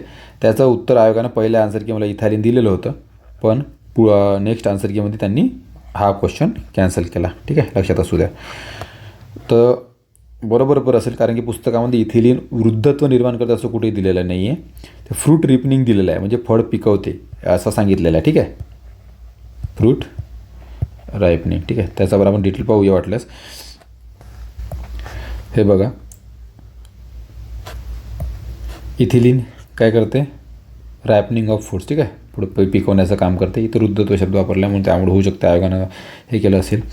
सायटोकायनिन, आता सायटो म्हणजे सेल होते, तर सेल डिव्हिजन असं लक्षात ठेवायचं कधी. ठीक आहे. ऑक्झिन काय करते तर प्रमोट सेल इलॉंगेशन, सेलला वाढवण्याचं काम करतं. ठीक आहे. गिबरलिन हे सगळे काय आहे तर ग्रोथ हार्मोन आहे, लक्षात ठेवायचं प्लांटचे. हे विचारतं कधी की ऑक्झिन काय आहे, तर ते ग्रोथ हार्मोन आहे. तर ऑप्शनमध्ये विचारतात, तर लक्षात ठेवा. प्लांटचे ग्रोथ हार्मोन कोणते आहे, ऑक्झिन, गिबरलिन, सायटोकायनिन, इथिलीन आणि ॲब्सिसिक ॲसिड. गिबरलिन काय करते, प्रमोट इलॉंगेशन ऑफ स्टेम आणि इंड्युसेस डेव्हलपमेंट ऑफ पार्थेनोग्राफिक फ्रूट. ॲब्सिसिक ॲसिड काय करते, stress hormone and growth inhibitor. म्हणजे जेव्हा प्लांटची एकदम जास्त ग्रोथ होऊन जाते, त्याला थांबवायची असते ग्रोथ, तेव्हा तर ते ॲब्सिसिक ॲसिड निर्माण होते आणि ते प्लांटची ग्रोथ तिथंच थांबवते. ठीक आहे. तर हे लक्षात ठेवा. पुढील प्रश्न बघूया. आता हा बघा, तुम्ही बघितला असेल बायोलॉजीमध्ये, त्याच्यातला हा क्वेश्चन आहे. डोळ्यांचा रंग पांढरा असणाऱ्या ड्रॉसोफिलाच्या मादी डोळ्याचा रंग लाल असणाऱ्या ड्रॉसोफिलाच्या नराबरोबर संकरण झाले तर त्यांच्या पहिल्या F1 पिढीतील सर्व मादी ड्रॉसोफिलांच्या डोळ्यांचा रंग कोणता असेल. ठीक आहे. तर याचं उत्तर लाल येते. ठीक आहे. आता हे F1 जनरेशनबद्दल तुम्ही डिटेल बायोलॉजीच्या पुस्तकात जर बघितलं तर तुम्हाला कळून येईल. ठीक आहे. हे तुम्हाला असं जनरली समजणार नाही, त्यासाठी डीपली तुम्हाला ते वाचावं लागेल, ठीक आहे, समजून घ्यावं लागेल. यूट्यूबवर वगैरे त्याचा तुम्ही व्हिडिओ बघू शकता. हे बघा इथं थोडंसं आपण सांगण्याचा प्रयत्न केलेला आहे की जे F1 जनरेशन असतं, आता हे F1 जनरेशन आहे. F1 जनरेशनमध्ये काय होतं, जेव्हा सेल पॉल्युशनमध्ये तुम्हाला हे लाल कलरचं, ठीक आहे, आधी, आणि तुम्हाला व्हाईट कलरचं इकडे दिलेलं असेल, त्यांचं जेव्हा क्रॉस पॉलिनेशन होते तर तुम्हाला 100% F1 जनरेशनमध्ये 100% तुम्हाला लाल कलरचंच प्रोडक्ट मिळेल, ठीक आहे. आणि जेव्हा F2 जनरेशन येते तेव्हा 75% तुम्हाला हा कलर मिळेल, ठीक आहे, पर्पल कलर मिळेल. तर हे सांगण्याचा प्रयत्न केला आहे. तर प्रश्नानुसार समजा आपला हा लाल कलर आहे, ठीक आहे, तर तुम्हाला इथे F1 जनरेशनमध्ये तुम्हाला लालच कलर मिळणार 100%, ठीक आहे. ठीक आहे, हा लाल असणारा नराचाच तुम्हाला, हे नर आहेत, ठीक आहे, नराचाच रंग तुम्हाला इथे प्रोडक्टमध्ये मिळणार F1 जनरेशनमध्ये, ठीक आहे. आणि तेच तुम्हाला F2 जनरेशनमध्ये 75% नराचाच प्रोडक्ट मिळेल, ठीक आहे, मिळेल. पुढील प्रश्न बघूया. याचे तुम्ही डिटेल तुम्ही बायोलॉजीमध्ये अभ्यास करू शकता, ठीक आहे. याचावाला फार इंटरेस्टिंग टॉपिक आहे. व्हायरॉइड्स, ठीक आहे, व्हायरसचं दुसरा एक त्यासारखंच असतं. हे viroid are identify on the basis of which of the following 3 characteristic feature, ठीक आहे. Much smaller in size than viruses, बरोबर आहे, ठीक आहे. व्हायरॉइडचा तुम्ही अभ्यास करा, स्पेशल तुम्हाला कळून येईल की हे व्हायरसपेक्षा स्मॉल असतात. Consist of circular RNA molecule, हे पण बरोबर आहे, ठीक आहे. RNA molecule covered by protein, नाही, चुकीचं आहे. इन्फेक्ट द प्लांट सेल, ते बरोबर आहे, त्याचं उत्तर 1 येतं, ठीक आहे. तुम्ही व्हायरॉइडबद्दल डिटेल स्टडी करा, तुम्हाला समजून येईल, ठीक आहे. याचा आन्सर हे आहे, लक्षात ठेवा, ठीक आहे. हे नाही येत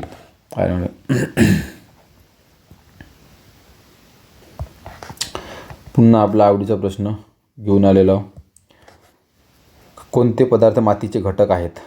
मातीत काय काय दिसते तुम्हाला? वाळू दिसते, गोटे दिसते, बारीक माती, कुजलेले पदार्थ, रासायनिक पदार्थ, रंगद्रव्य, सगळंच भेटते. मातीमध्ये काही नाही भेटत.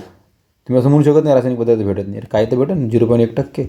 म्हणून हे इन्क्लुझिव्ह असे ऑप्शन असतात की ज्याला तुम्ही नकारू शकत नाही, ठीक आहे.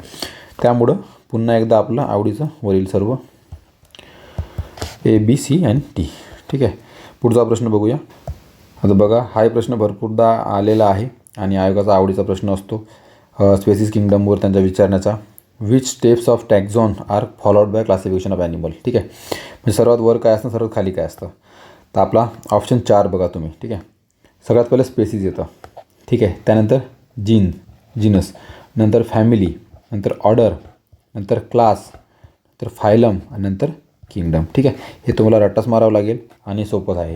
हे नेहमी विचारतं, कधी की तुम्हाला फक्त हे 4 विचारणार, स्पेसिस, जीनस, फॅमिली, ऑर्डर लावा. यावेळेस तुम्हाला फुल विचारलं, ठीक आहे. पाठांतर पाहिजे तुम्हाला थोडंसं जर लॉजिक असतं तरी तुमचं उत्तर हे येऊ शकलं असतं. कारण की बघा, किंगडम नंतर डायरेक्ट जीनस येईन का? नाही, स्पेसिस इथं आहे.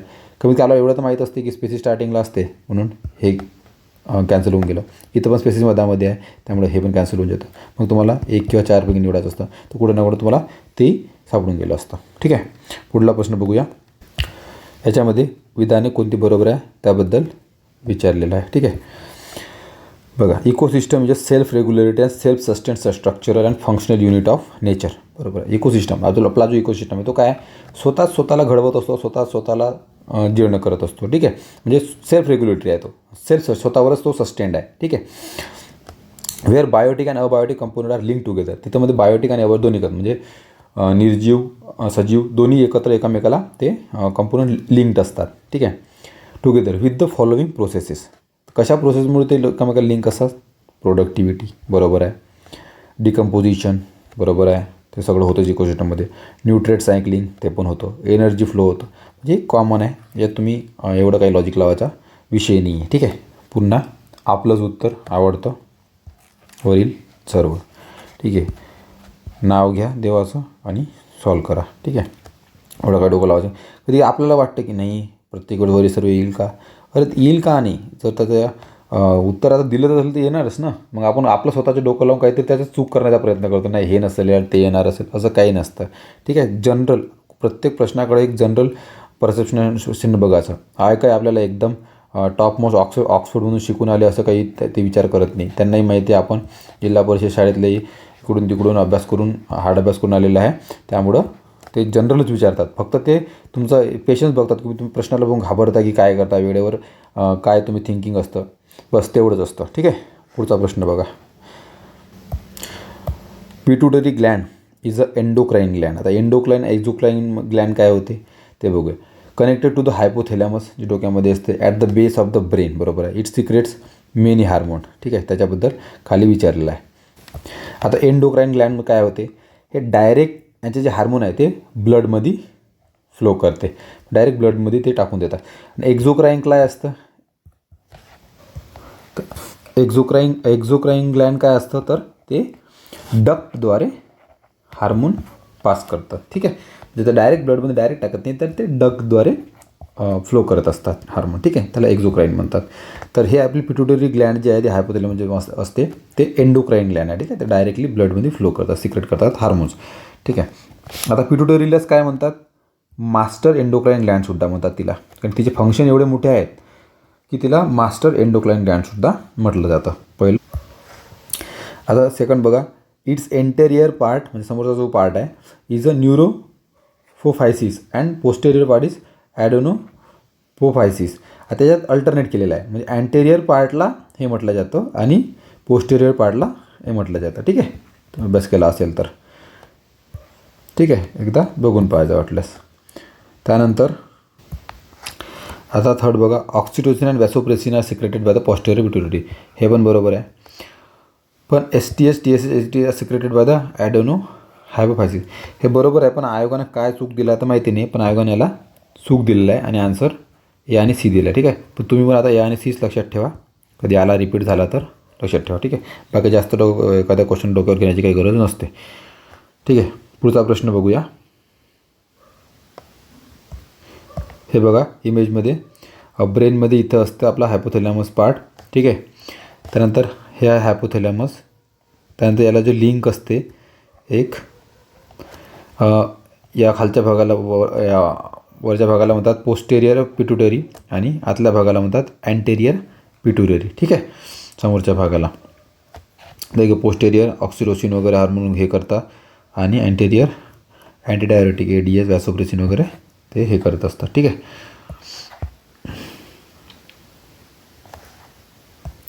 हे बघा ब्रेनमध्ये त्याचं लोकेशन कुठं असतं. ठीक आहे. इथे असते पिट्युटरी आणि हा वरचा भाग जो असतो हायपोथॅलॅमस असते, तो एका लिंकद्वारे कनेक्टेड असतं. ठीक आहे. पुढचा प्रश्न बघूया. During Krebs cycle in respiration fumaric acid gets converted into malic acid by which process. तर याचं उत्तर आहे डिहायड्रोजनेशन. लक्षात ठेवा. ठीक आहे. हायड्रोजनेशन लक्षात ठेवा. त्यानंतर पुढील प्रश्न बघा. In diamond each carbon atom is dash surrounded by other carbon atom. एक कार्बन दुसऱ्या कार्बन ॲटमला कशाची लिंक राहते म्हणते. हा वारंवार येणारा प्रश्न आहे, रट्टा मारून घ्यायचा. तुम्ही त्याचे जर डायग्राम वगैरे बघितलं तुम्हाला कळलं असेल. ठीक आहे. त्याचं उत्तर आहे टेट्राहायड्रली. टेट्रा म्हणजे काय होते, चार म्हणजे एक कार्बन ॲटम 4 कार्बन ॲटमले लिंक राहतो. ठीक आहे. टेट्रा म्हणजे 4. ठीक आहे. टेट्राहायड्रली ते एका दुसऱ्या कार्बन ॲटमला लिंक असतात. एवढं सोपं त्याचं उत्तर आहे. ठीक आहे. हे बघा हे डायमंडचं स्ट्रक्चर आहे.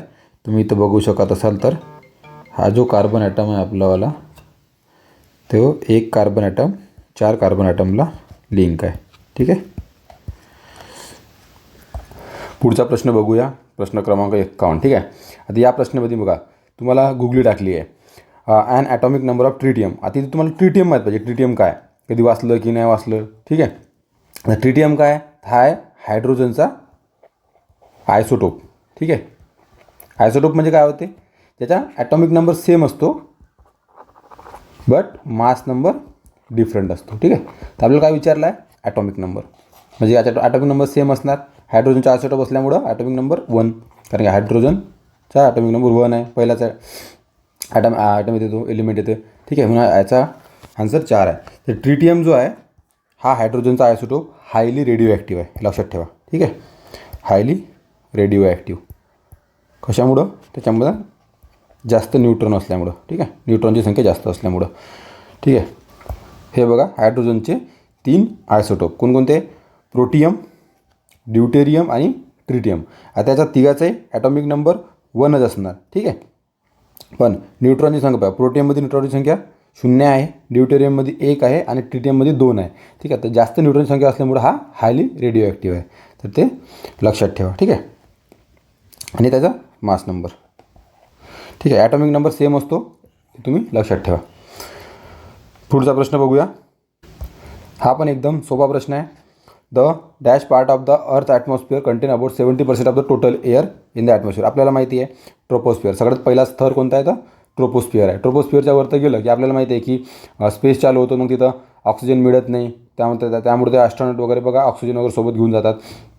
तर ते कुठं त्यावेळेस ते स्ट्रॅटोस्फिअरमध्ये वगैरे जातात. ठीक आहे. ट्रॉपोस्फिअरच्या अप्पर साईडला. म्हणून ट्रॉपोस्फिअरमध्येच जे काय ऑक्सिजन एअर लेवल आहे ते सगळ्यात जास्त आहे. ते 70% आहे. कुठे ट्रॉपोस्फिअरमध्ये. तुम्हाला ते माहीत पाहिजे. ठीक आहे. त्या लेअर माहीत पाहिजे. ट्रॉपोस्फिअर, स्ट्रॅटोस्फिअर, थर्मोस्फिअर, एक्झोस्फिअर. ठीक आहे.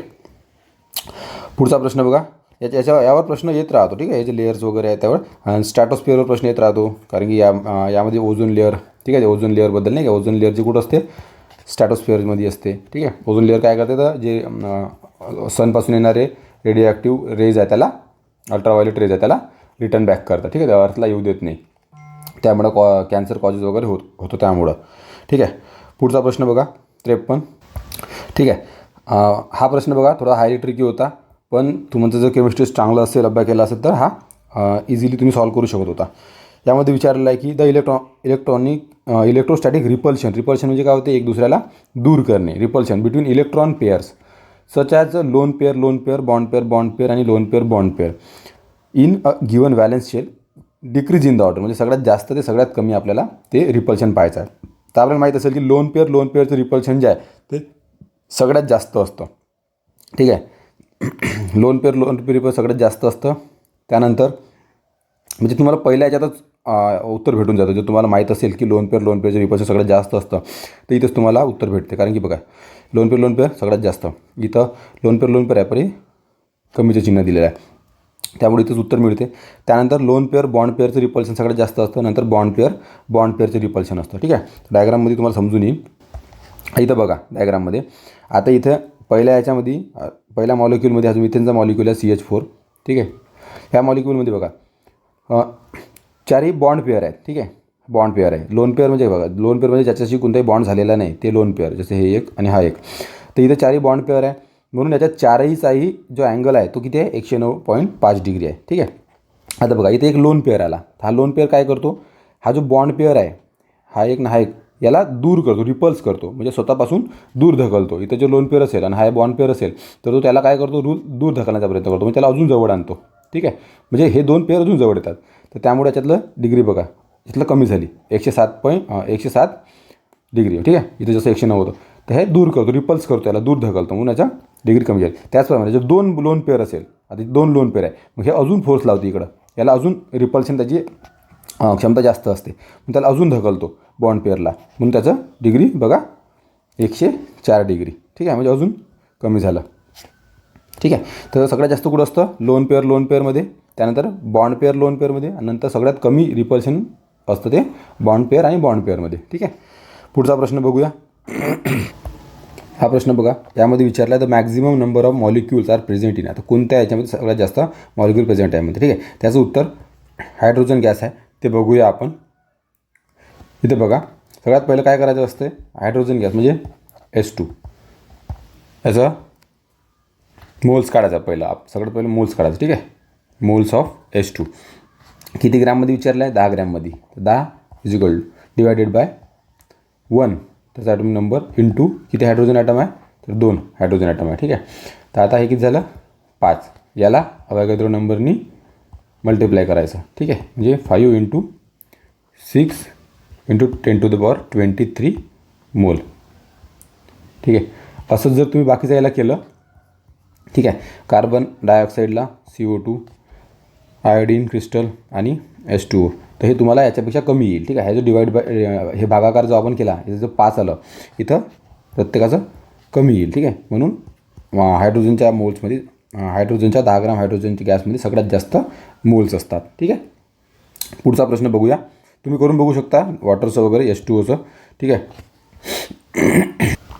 आता या प्रश्नामध्ये बघा इथे म्हटलं आहे V2O7-4 व्हीची ऑक्सिडेशन स्थिती म्हणजे ऑक्सिडेशन स्टेट काढायचा आहे, ऑक्सिडेशन नंबर काढायचा आहे व्हीचा. ठीक आहे, याच्यामध्ये ह्या एलिमेंटमध्ये व्हीचा ऑक्सिडेशन नंबर किती आहे.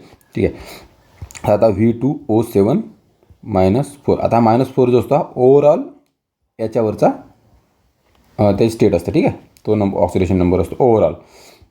तर आपल्याला ओव्हरऑल माहिती आहे. त्यानंतर बघा ऑक्सिजनचा ऑक्सिडेशन नंबर किती आहे, -2. लक्षात ठेवायचं. ठीक आहे, त्याच्यावरून तुम्हाला आरामात काढता येतं. ऑक्सिडेशन नंबर ओचा किती आहे, ऑक्सिजनचा -2 आहे. त्यानंतर बघा व्ही किती आहे, 2. एक्स व्हीला आपण 1 धरू, 2x.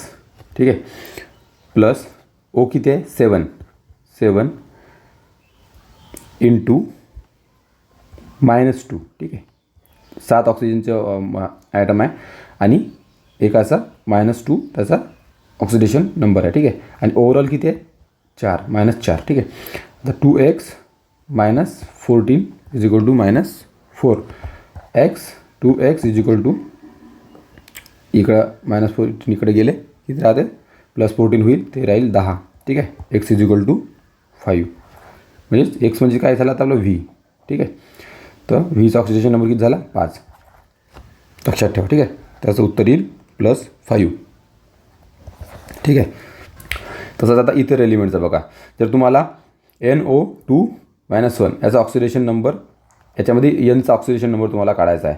ठीक आहे, आता तुम्हाला ओचा माहिती आहे,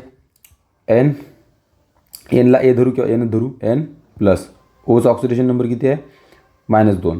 आणि इथं ओचे एलिमेंट किती आहे, ॲटम किती आहे, 2. ठीक आहे, 2 इंटू -2. आणि ओव्हरऑल किती ऑक्सिडेशन नंबर किती आहे याच्या, -1. ठीक आहे, तर n plus 2 into 2 -4 is equal to -1. Plus इकडे जाईल +4 होईल, तर n इज इक्वल टू +3. ठीक आहे, हाल ऑक्सिडेशन असा काढायचा असतो. आता बघा जो एक एलिमेंट न्यूट्रल आहे त्याचा ऑक्सिडेशन नंबर कसा काढायचा बघा. आता यामध्ये बघा. ठीक आहे, MgO हा न्यूट्रल आहे. ठीक आहे, म्हणजे याचा ओव्हरऑल ऑक्सिडेशन स्टेट 0 आहे. तर याचा वरचा कसा काढायचा, MgO ओचा आपल्याला माहिती आहे -2 Mg प्लस -2 हा oxidation number O is equal to 0. आता Mg इज इक्वल टू इकडे चाललं जाईल हे +2. ठीक आहे, तर असा ऑक्सिडेशन नंबर काढायचा असतो. ठीक आहे, त्यासाठी तुम्हाला ओचा ऑक्सिडेशन नंबर माहिती पाहिजे. ठीक आहे, मॅक्झिमम टाईम. पुढचा प्रश्न बघूया. इथून पॉलिटीचे प्रश्न सुरू होतात. ठीक आहे, संसदीय लोकशाहीसाठी निर्माण करण्यात आलेल्या राज्यघटन मार्गदर्शक तत्वांचा समावेश करणे हे एक नाविन्यपूर्ण वैशिष्ट्य आहे. ही तत्त्वे बंधनकारक स्वरूपाची नाहीत, मात्र सत्तेवरती कोणी येईल तो त्याचा मनपाणीवर वापर करू शकणार नाही. त्याला या तत्वांचा आदर करावा लागेल. त्याचा भंग झाल्यास त्याबद्दल न्यायालयासमोर जाब द्यावा लागणार नाही, परंतु निवडणुकीच्या वेळी मतदारांना निश्चितपणे उत्तर द्यावे लागेल, असे खालीलपैकी कोणी म्हटले आहे. तर खालीलपैकी असे कोणी म्हटले आहे, तर B.R. आंबेडकर यांनी म्हटलं आहे. ठीक आहे, novel feature of the constitution म्हटलं आहे त्याला त्यांनी, DPSPला. ठीक आहे, directive principle of state, DPSP. ठीक आहे, त्यांनी अजून म्हटलं आहे DPSP काय करतं. ठीक आहे, मार्गदर्शक तत्त्वे राज्यांसाठी काय करतं, स्टेटवर सोशल, ठीक आहे, सामाजिक आणि आर्थिक, इकॉनॉमिक ऑब्लिगेशन्स टाकतं. ठीक आहे, म्हणजे तुम्ही हे लोकांसाठी तुम्हाला करावंच लागेल. ठीक आहे, ते एक ऑब्लिगेशन्स टाकतं संविधानाद्वारे. ठीक आहे, त्याचप्रकारे जे फंडामेंटल राईट आहे ते काय टाकतं, तर ते पॉलिटिकल ऑब्लिगेशन टाकतं. ठीक आहे, पॉलिटिकल म्हणजे तुम्हाला लोकांना हे राईट द्यावं लागेल, त्यांना स्वातंत्र्याचा अधिकार द्यावा लागेल, right to liberty, right to privacy, हे सगळे काय पॉलिटिकल राईट्स आहेत, ते तुम्हाला द्यावंच लागेल लोकांना. हे फंडामेंटल राईटद्वारे सांगतं. आणि DPSPद्वारे काय सांगितलं जातं की सोशल अँड इकॉनॉमिक राईट्स किंवा ऑब्लिगेशन ते स्टेटवर टाकत असतात की लोकांसाठी तुम्हाला हे करावं लागेल. ठीक आहे, पुढचा प्रश्न बघूया. ठीक आहे, आता इथं बघा कॅगवर हा प्रश्न विचारलेला आहे. भारताच्या नियंत्रक महालेखा परीक्षकाबाबत खालीलपैकी कोणती विधान विचारात घ्या आणि बरोबर विचार, कोणती बरोबर आहे ते विचारले. ते राष्ट्रपतीची मर्जी असेपर्यंत आपल्या पदावर राहतात, बिलकुल चुकीचं आहे. सरळ त्यांनी कॉन्स्टिट्यूशन सांगितलं आहे की त्यांचा पद कालावधी सांगितला आहे 6 वर्ष ते 65 वर्ष. ठीक आहे, शक्यतो हेच आहे, बरोबर आहे. बघूया आपण नंतर. ते सर्वोच्च न्यायालयाच्या न्यायाधीशा इतके वेतन घेतात, बिलकुल बरोबर आहे. ठीक आहे, सर्वोच्च न्यायालयाच्या न्यायाधीश एवढं वेतन घेतात.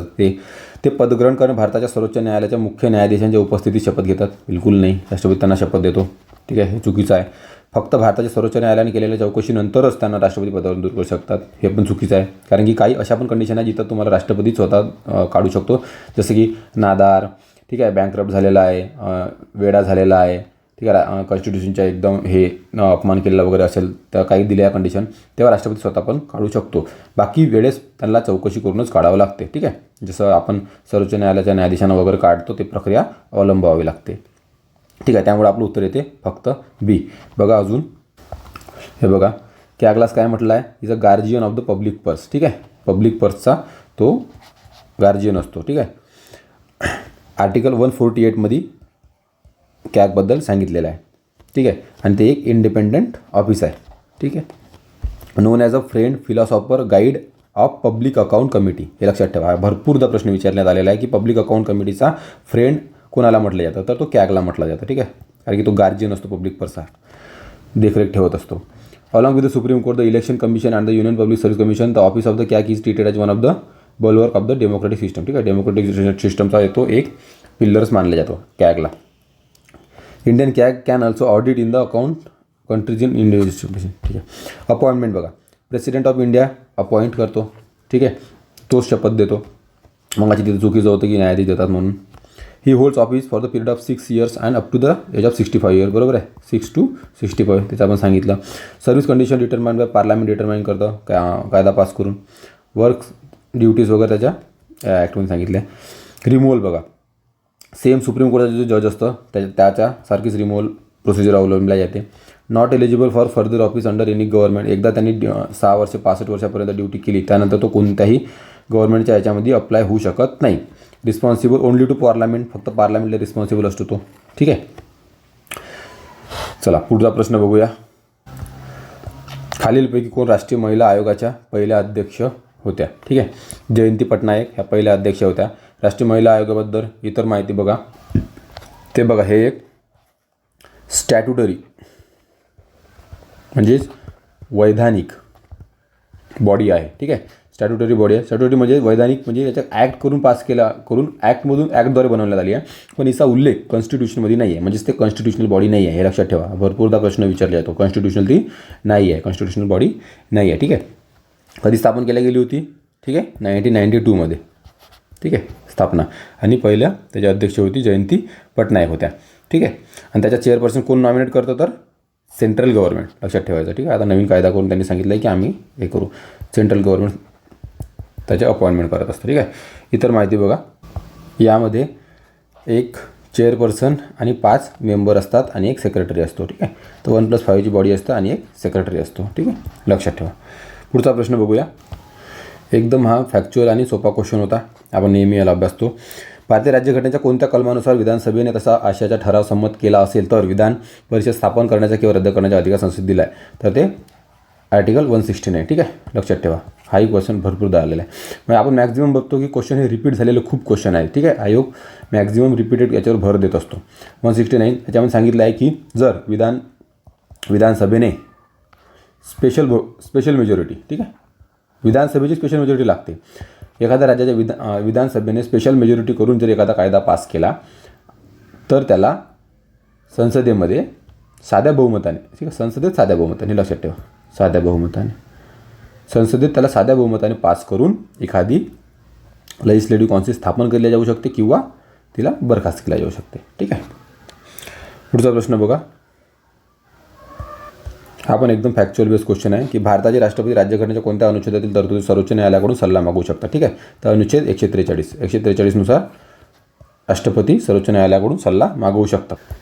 ठीक आहे, 145मध्ये सुप्रीम कोर्टचे रूल्स दिले आहे. ठीक आहे, रूल्स ऑफ सुप्रीम कोर्ट दिले आहे. ठीक आहे, पुढचा प्रश्न बघा, सर्वात महत्त्वाचा प्रश्न आहे तो 44 घटनादुरुस्तीवर हा प्रश्न आलेला आहे. ठीक आहे, नेहमी 44 आणि 42 घटनादुरुस्ती येत राहते, त्याला डिटेल अभ्यास करा. अखिल भारतीय न्यायिक सेवा निर्माण करण्याबाबत तरतूद करण्यात आली नाही. मंत्रिमंडळाने दिलेला सल्ला एकदा पुनर्विचारात परत पाठवण्यासाठी राष्ट्रपतीचा अधिकार देण्यात आला. बरोबर आहे. ठीक आहे, पहिलं काय होतं की एकदा आपल्या मंत्रिमंडळाने सल्ला दिला तर तो राष्ट्रपतीवर बंधनकारक होता, तो मान्य करावा लागत होता. पण आता ह्या घटनादुरुस्तीनुसार एकदा जर सल्ला दिला तर त्याला राष्ट्रपतीला वाटू शकते की तो चुकीचा सल्ला आहे. ठीक आहे, तर राष्ट्रपती पुनर्विचारार्थ पुन्हा एकदा मंत्रिमंडळाकडे पाठवू शकतात. ठीक आहे, तर तो हा एक अधिकार दिलेला आहे. राष्ट्रीय आणीबाणीच्या काळात अनुच्छेद 20 आणि 21 अन्वये हमी दिलेले मूलभूत अधिकार निलंबित करता येणार नाहीत अशी तरतूद करण्यात आली. हे पण बरोबर आहे. ठीक आहे. राज्यसूचीतील 5 विषय समवर्ती सूचीत हलवण्यात आले नाही, तर हे 42च्या अमेंडमेंटनुसार हलवण्यात आले. ठीक आहे, 42. त्यामुळे हे पण चुकीचं. 42 अमेंडमेंटनुसार ते ट्रान्सफर करण्यात आले. ठीक आहे, तर त्यामुळं बी आणि सी हे करेक्ट आहे. ठीक आहे. डिटेल आपण 42 आणि 44 घटनादुरुस्ती बघूया. हे बघा, सर्वात महत्त्वाचं याच्यावर प्रश्न आलेला आहे की कुणाला मिनी कॉन्स्टिट्यूशन म्हटलं जाते. मिनी कॉन्स्टिट्यूशन म्हटलं जाते 42nd अमेंडमेंटला, कारण की भरपूर साऱ्या गोष्टी 42nd अमेंडमेंट थ्रू आपण ॲड केलेल्या होत्या. ठीक आहे, त्यापैकी काही महत्त्वाच्या बघा. ठीक आहे, कॉन्स्टिट्यूशनमध्ये, कॉन्स्टिट्यूशनच्या प्रिएम्बलमध्ये हे वर्ड ॲड केले होते, सोशलिस्ट, सेक्युलर आणि इंटिग्रिटी. कित्येकदा याच्यावर प्रश्न आलेला आहे. व्हेरी व्हेरी इम्पॉर्टंट हे पण. ठीक आहे. त्यानंतर हे 5 सब्जेक्ट ट्रान्सफर केले होते आपण कॉन्करंट लिस्टमध्ये स्टेटमधून. ते education, forest, weight and measure, protection of wild animal and birds and administration of justice. आता याच्यावर एक प्रश्न आलेला होता, आयोगाने दिला होता. इथं फक्त वेट अँड मेजर हे केलेलं आहे, ट्रान्सफर केलेलं आहे. तिथं काय होतं की standard of weight and measure, तर स्टँडर्ड हे ट्रान्सफर केलेलं नाही आहे. ठीक आहे, तर स्टँडर्डचा अधिकार आता पण युनियनलाच आहे. त्यानंतर 10 फंडामेंटल ड्युटीज ॲड केल्या आर्टिकल 51A थ्रू. ठीक आहे, ते सर्वात महत्त्वाचं आहे, ते पण लक्षात ठेवा. पार्लमेंटरी अमेंडमेंट बघा, made president bound to advice of the cabinet, allowed centre to deploy centre. आता हे बघा, प्रेसिडेंटला बाउंड केलं होतं की ॲडवाईस ऑफ द कॅबिनेट मान्य करायची. मग हेच काय केलं होतं, 42nd अमेंडमेंट थ्रू काढण्यात आलं होतं आणि रिकन्सिडरसाठी एकदा पाठवू शकते असं बोलण्यात आलं होतं. ठीक आहे, हेच तो आहे मग आपण जे बघितलं ते. ठीक आहे, बाकी तेवढं काय महत्त्वाचं नाही. आपण वरचे जे बघितलं ते भरपूर महत्त्वाचं आहे, त्याचं तुम्ही एकदम लक्षात ठेवा. ठीक आहे. 44 अमेंडमेंट बघा, यामध्ये सर्वात महत्त्वाचं काय आहे 44 अमेंडमेंटमध्ये, तर ते आहे राईट टू प्रॉपर्टी. हा जो आहे रिमूव्ह केला गेलेला होता फंडामेंटल राईटमधून, ॲज अ फंडामेंटल राईट 31 आर्टिकलमधून. ठीक आहे, आणि त्याला लिगल राईट बनवण्यात आलं होतं 300A मध्ये. ठीक आहे, तर आता तो काय आपला जो राईट टू प्रॉपर्टी आहे तो आपला लिगल राईट आहे 300A कलमानुसार. ठीक आहे, हे भरपूर त्याच्यावर पण प्रश्न आलेला आहे, व्हेरी इम्पॉर्टंट. एमर्जन्सीबद्दल एक तरतूद करण्यात आली होती की एमर्जन्सी तेव्हाच डिक्लेअर केल्या जाईल जेव्हा रिटर्न ॲडवाईस देईल, रिटर्नमध्ये देईल. ठीक आहे, प्रेसिडेंटला, ना की ओरल. मागच्या वेळेस 1975मध्ये काय केलं होतं, ओरल सांगितलं होतं की तुम्ही डिक्लेअर करा एमर्जन्सी झाली म्हणून इंदिरा गांधींनी, पण तेव्हा रिटर्न नव्हतं. म्हणून हे ॲडवाईस आता रिटर्न पाहिजे प्रेसिडेंटला, कॅबिनेटची. कुणाची, ते पण कॅबिनेटची. ठीक आहे, त्यामुळं हे तरतूद करण्यात आलेली आहे. ठीक आहे, ह्या काही तरतूद आहेत. तुम्ही अजून 44 अमेंडमेंट जे आहे ते एकदम डिटेल वाचून घ्या, खूप महत्त्वाचं हे अमेंडमेंट आहे. ठीक आहे, याला काही ज्या तरतुदी 42nd अमेंडमेंट थ्रू केल्या होत्या त्याला काउंटर करण्यात आलं होतं, काही चुकीच्या ज्या केल्या होत्या त्याला दुरुस्त करण्यात आलं होतं. जसं की अजून एक लोकसभेचा आणि राज्यसभेचा जो कार्यकाळ होता, लोकसभेचा कार्यकाळ 6 वर्ष केला होता, तसाच 44 अमेंडमेंट झाला डबल पुन्हा 5 वर्ष कार्यकाळ करण्यात आला होता. तशा काही अजून गोष्टी आहेत त्या तुम्ही बघून घ्या. ठीक आहे, पुढचा प्रश्न बघूया. याच्यात विचारलेला आहे, खाली कोणत्या समित्यामध्ये संसदेच्या दोन्ही सभागृहाच्या प्रतिनिधींचा समावेश असतो. अनुसूचित जाती जमाती यांच्या कल्याणासाठी समिती, वेलफेअर, बरोबर आहे, याच्यातही असतो. महिला सबलीकरण याच्यामध्ये पण असतो. कामकाज विशेष अधिकार अंदाज समिती याच्यामध्ये नसतो. आता हे आपण बघूया. ठीक आहे, आता एस्टिमेट समिती, आता हे एस्टिमेट समिती याच्यामध्ये संपूर्णपणे 30चे 30 पण लोकसभेचे मेंबर असतात. ठीक आहे, प्रिव्हिलेजमध्ये पण आणि हे पण हे आपण बघूया. आता हे बघा, इथे बिझनेस ॲडवायझरी कमिटी, त्यात 11 राज्यसभेचे मेंबर असतात. ठीक आहे, 11 पूर्णपणे राज्यसभेचे मेंबर असतात. त्यानंतर बघा एस्टिमेट कमिटी, यामध्ये 30चे 30 लोकसभेचे मेंबर असतात. ठीक आहे, आणि तिसरी आपल्याला होती कमिटी ऑन प्रिव्हिलेज. ठीक आहे, यामध्ये 10चे 10 राज्यसभेचे मेंबर असतात. ठीक आहे, आता ह्या काय आहे, डिपार्टमेंटली रिलेटेड स्टँडिंग कमिटी आहे. त्या टोटल किती आहेत, 24 आहेत. ठीक आहे, टोटल 24 आहे डिपार्टमेंटल रिलेटेड स्टँडिंग कमिटी. त्यामध्ये काय असतं, ह्या 24 कमिटीमध्ये 31 मेंबर असतात. त्यामध्ये 21 लोकसभेचे आणि 10 राज्यसभेचे असतात. ठीक आहे, त्या कोणकोणत्या येतात, जसं आपल्या ज्या पहिल्या ज्या दिल्या होत्या की committee on welfare of schedule caste. ठीक आहे, जे पहिला ऑप्शन आहे आपला शेड्यूल कास्ट आणि शेड्यूल ट्राईबसाठी जी कमिटी आहे ते डिपार्टमेंटल स्टँडिंग कमिटी आहे. त्यामुळे त्याच्यामध्ये 31 मेंबर येतात आणि 21 + 10. ठीक आहे, हे लोकसभेचे आणि राज्यसभेचे. दुसरी होती आपण पाहिली वुमनसाठी. ठीक आहे, त्याच्यामध्ये पण सेम, त्या डिपार्टमेंटल रिलेटेड असल्यामुळं त्याच्यामध्ये दोन्ही सभागृहाच्या मेंबरचा समावेश असतो. ठीक आहे, आणि बाकीच्या खालच्या ज्या 3 होत्या त्याच्यामध्ये एक होती आपली एस्टिमेट कमिटी, ती फायनान्शियल कमिटी आहे. ठीक आहे. त्याच्यामध्ये फक्त लोकसभेच्या याचा समावेश असतो. एक होती कमिटी ऑन प्रिव्हिलेज, ठीक आहे, त्याच्यामध्ये 10चे 10 राज्यसभेचे आणि एक committee of business advisory committee, त्याचे 11चे 11 राज्यसभेचे मेंबर असतात. ठीक आहे. ह्या अदर स्टँडिंग कमिटी होत्या. पण डिपार्टमेंटली रिलेटेड स्टँडिंग कमिटी ज्या असतात त्याच्यामध्ये पूर्णपणे दोन्ही याचा समावेश असतो, दोन्ही सभागृहाच्या याचा. जसं डिपार्टमेंटच आहे ना, SC ST हे काय डिपार्टमेंट आहे, वेगळं डिपार्टमेंट आहे. वुमन काय हे वेगळं डिपार्टमेंट आहे. तसं लक्षात ठेवायचं. ठीक आहे. पुढचा प्रश्न बघूया. बघा, अनुसूचित जाती SC आयोग कोणत्या कलमानुसार स्थापन करण्यात आला. ठीक आहे. उत्तर याचं 338 आहे. कारण की 338A हा याच्यानुसार ST आयोग आहे. ठीक आहे. ते बायफार्केट करून वेगळं SC ST पहिलं जे एकत्र होतं त्याला वेगळं करून 338मध्ये SC दिला आणि 338A ST आयोग दिलेला आहे. ठीक आहे. तर आणि हा काय आहे, कॉन्स्टिट्यूशनमध्ये त्याला ह्या आहे उल्लेख आहे. म्हणून ही जी बॉडी आहे काय आहे, ते कॉन्स्टिट्यूशनल बॉडी आहे, स्टॅट्युटरी नाही, कॉन्स्टिट्यूशनल बॉडी आहे. ते पण तुम्ही लक्षात ठेवा. ठीक आहे. डिटेल बघूया. ठीक आहे. हे जे national commission for SC body आहे ते कोणाच्या कोणत्या मिनिस्ट्रीच्या अंतर्गत येते, तर ministry of social justice and empowerment. ठीक आहे. लक्षात ठेवा. त्यानंतर कधी फॉर्म केल्या गेली, सगळ्यात पहिलं एकत्रित SC ST आयोग जो एकत्रित फॉर्म केला गेला होता तो 1974मध्ये फॉर्म केला गेला होता अंडर आर्टिकल 338. ठीक आहे. 338 एकच आर्टिकल होता. त्यानंतर 89 अमेंडमेंट करून 2003मध्ये त्याला दोन्ही पार्टीला सेपरेट करण्यात आलं. एक बनवण्यात आली SC national commission for SC आणि दुसरी बनवण्यात आली नॅशनल कमिशन फॉर ST. तर जे SC कमिशन आहे त्याला 338 आर्टिकलमध्ये टाकलं झालं आणि जे ST कमिशन आहे त्याला 338A मध्ये टाकण्यात आलं. ठीक आहे. तर एवढंच महत्त्वाचं आहे, लक्षात असू द्या. ठीक आहे. पुढचा प्रश्न बघूया. एकदम सोपा प्रश्न आहे. कितीतरीदा हा रिपीट झालेला आहे आयोगाच्या भरपूर साऱ्या प्रश्नपत्रिकामध्ये. म्हणून मी म्हणतो की प्रश्नपत्रिका तुम्ही ओव्हरलुक करत चला. ठीक आहे. आपण तसे टाकतच आहोत ॲनालिसिस करून, म्हणजे तुम्हाला ते एक रिव्हिजन पण होईल आणि कशा प्रकारे प्रश्न रिपीट होत ते माहीत पडेल. 13 डिसेंबर 1946ला कधी तर हे डेट विचारण्यात आली आहे. ठीक आहे. ते प्रश्नातच आहे, ते पण तुम्ही लक्षात असू द्या. Mood the objective principle. ठीक आहे. ऑब्जेक्टिव्ह उद्दिष्टांचा ठराव कोणी मांडला, पंडित जवाहरलाल नेहरू, आपल्याला माहितीच आहे. ठीक आहे. कित्येकदा तरी ते सांगण्यात आलेलं आहे आणि याच्यावरूनच आपण आपलं आताचं प्रिएम्बल बनवण्याचा त्याचा हे घेतलं होता, त्याच्याकडूनच आपण ते प्रेरणा घेतली होती. ठीक आहे. आणि त्याला लक्षात ठेवूनच आजचं प्रिएम्बल बनवण्यात आलं होतं. ठीक आहे. ऑब्जेक्टिव्ह रिझोल्युशनवरून. ऑब्जेक्टिव्ह रिझोल्युशनबद्दल थोडंसं माहिती करून घेऊ.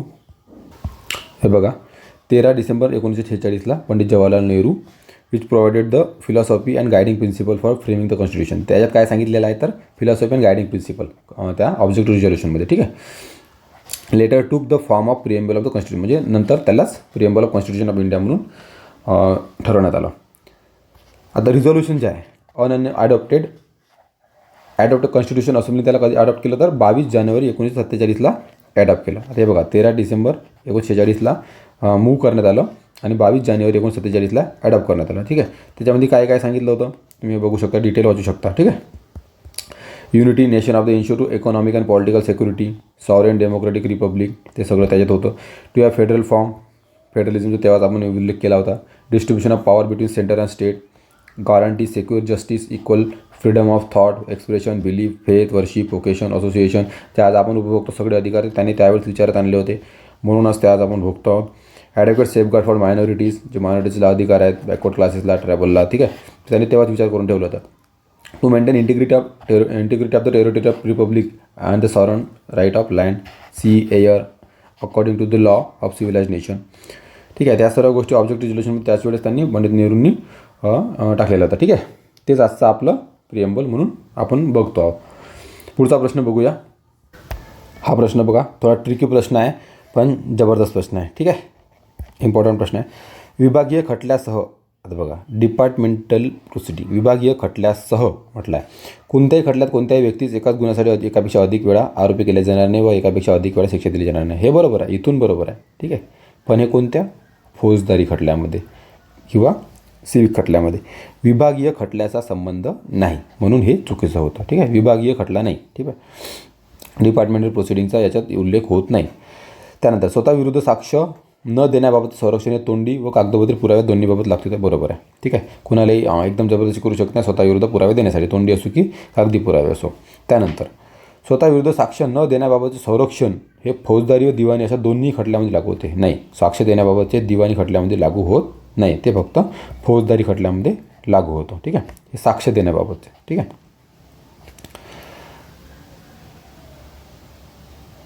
पुढचा प्रश्न बघूया. म्हणजे याचं उत्तर काय झालं तर स्टेटमेंट बी, उत्तर 2 हे याचं उत्तर करेक्ट आहे. ठीक आहे, या डिटेल तुम्ही याच्या बघू शकता कलम 20 वगैरे. ठीक आहे, पुढचा प्रश्न बघा.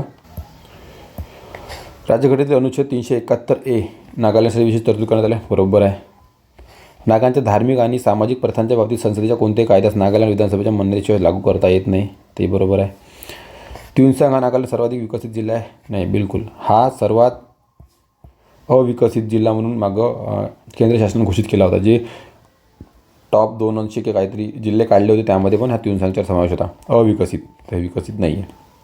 म्हणून याचं उत्तर काय येईल तर 66च्या 1. ठीक आहे, ए आणि बी बरोबर.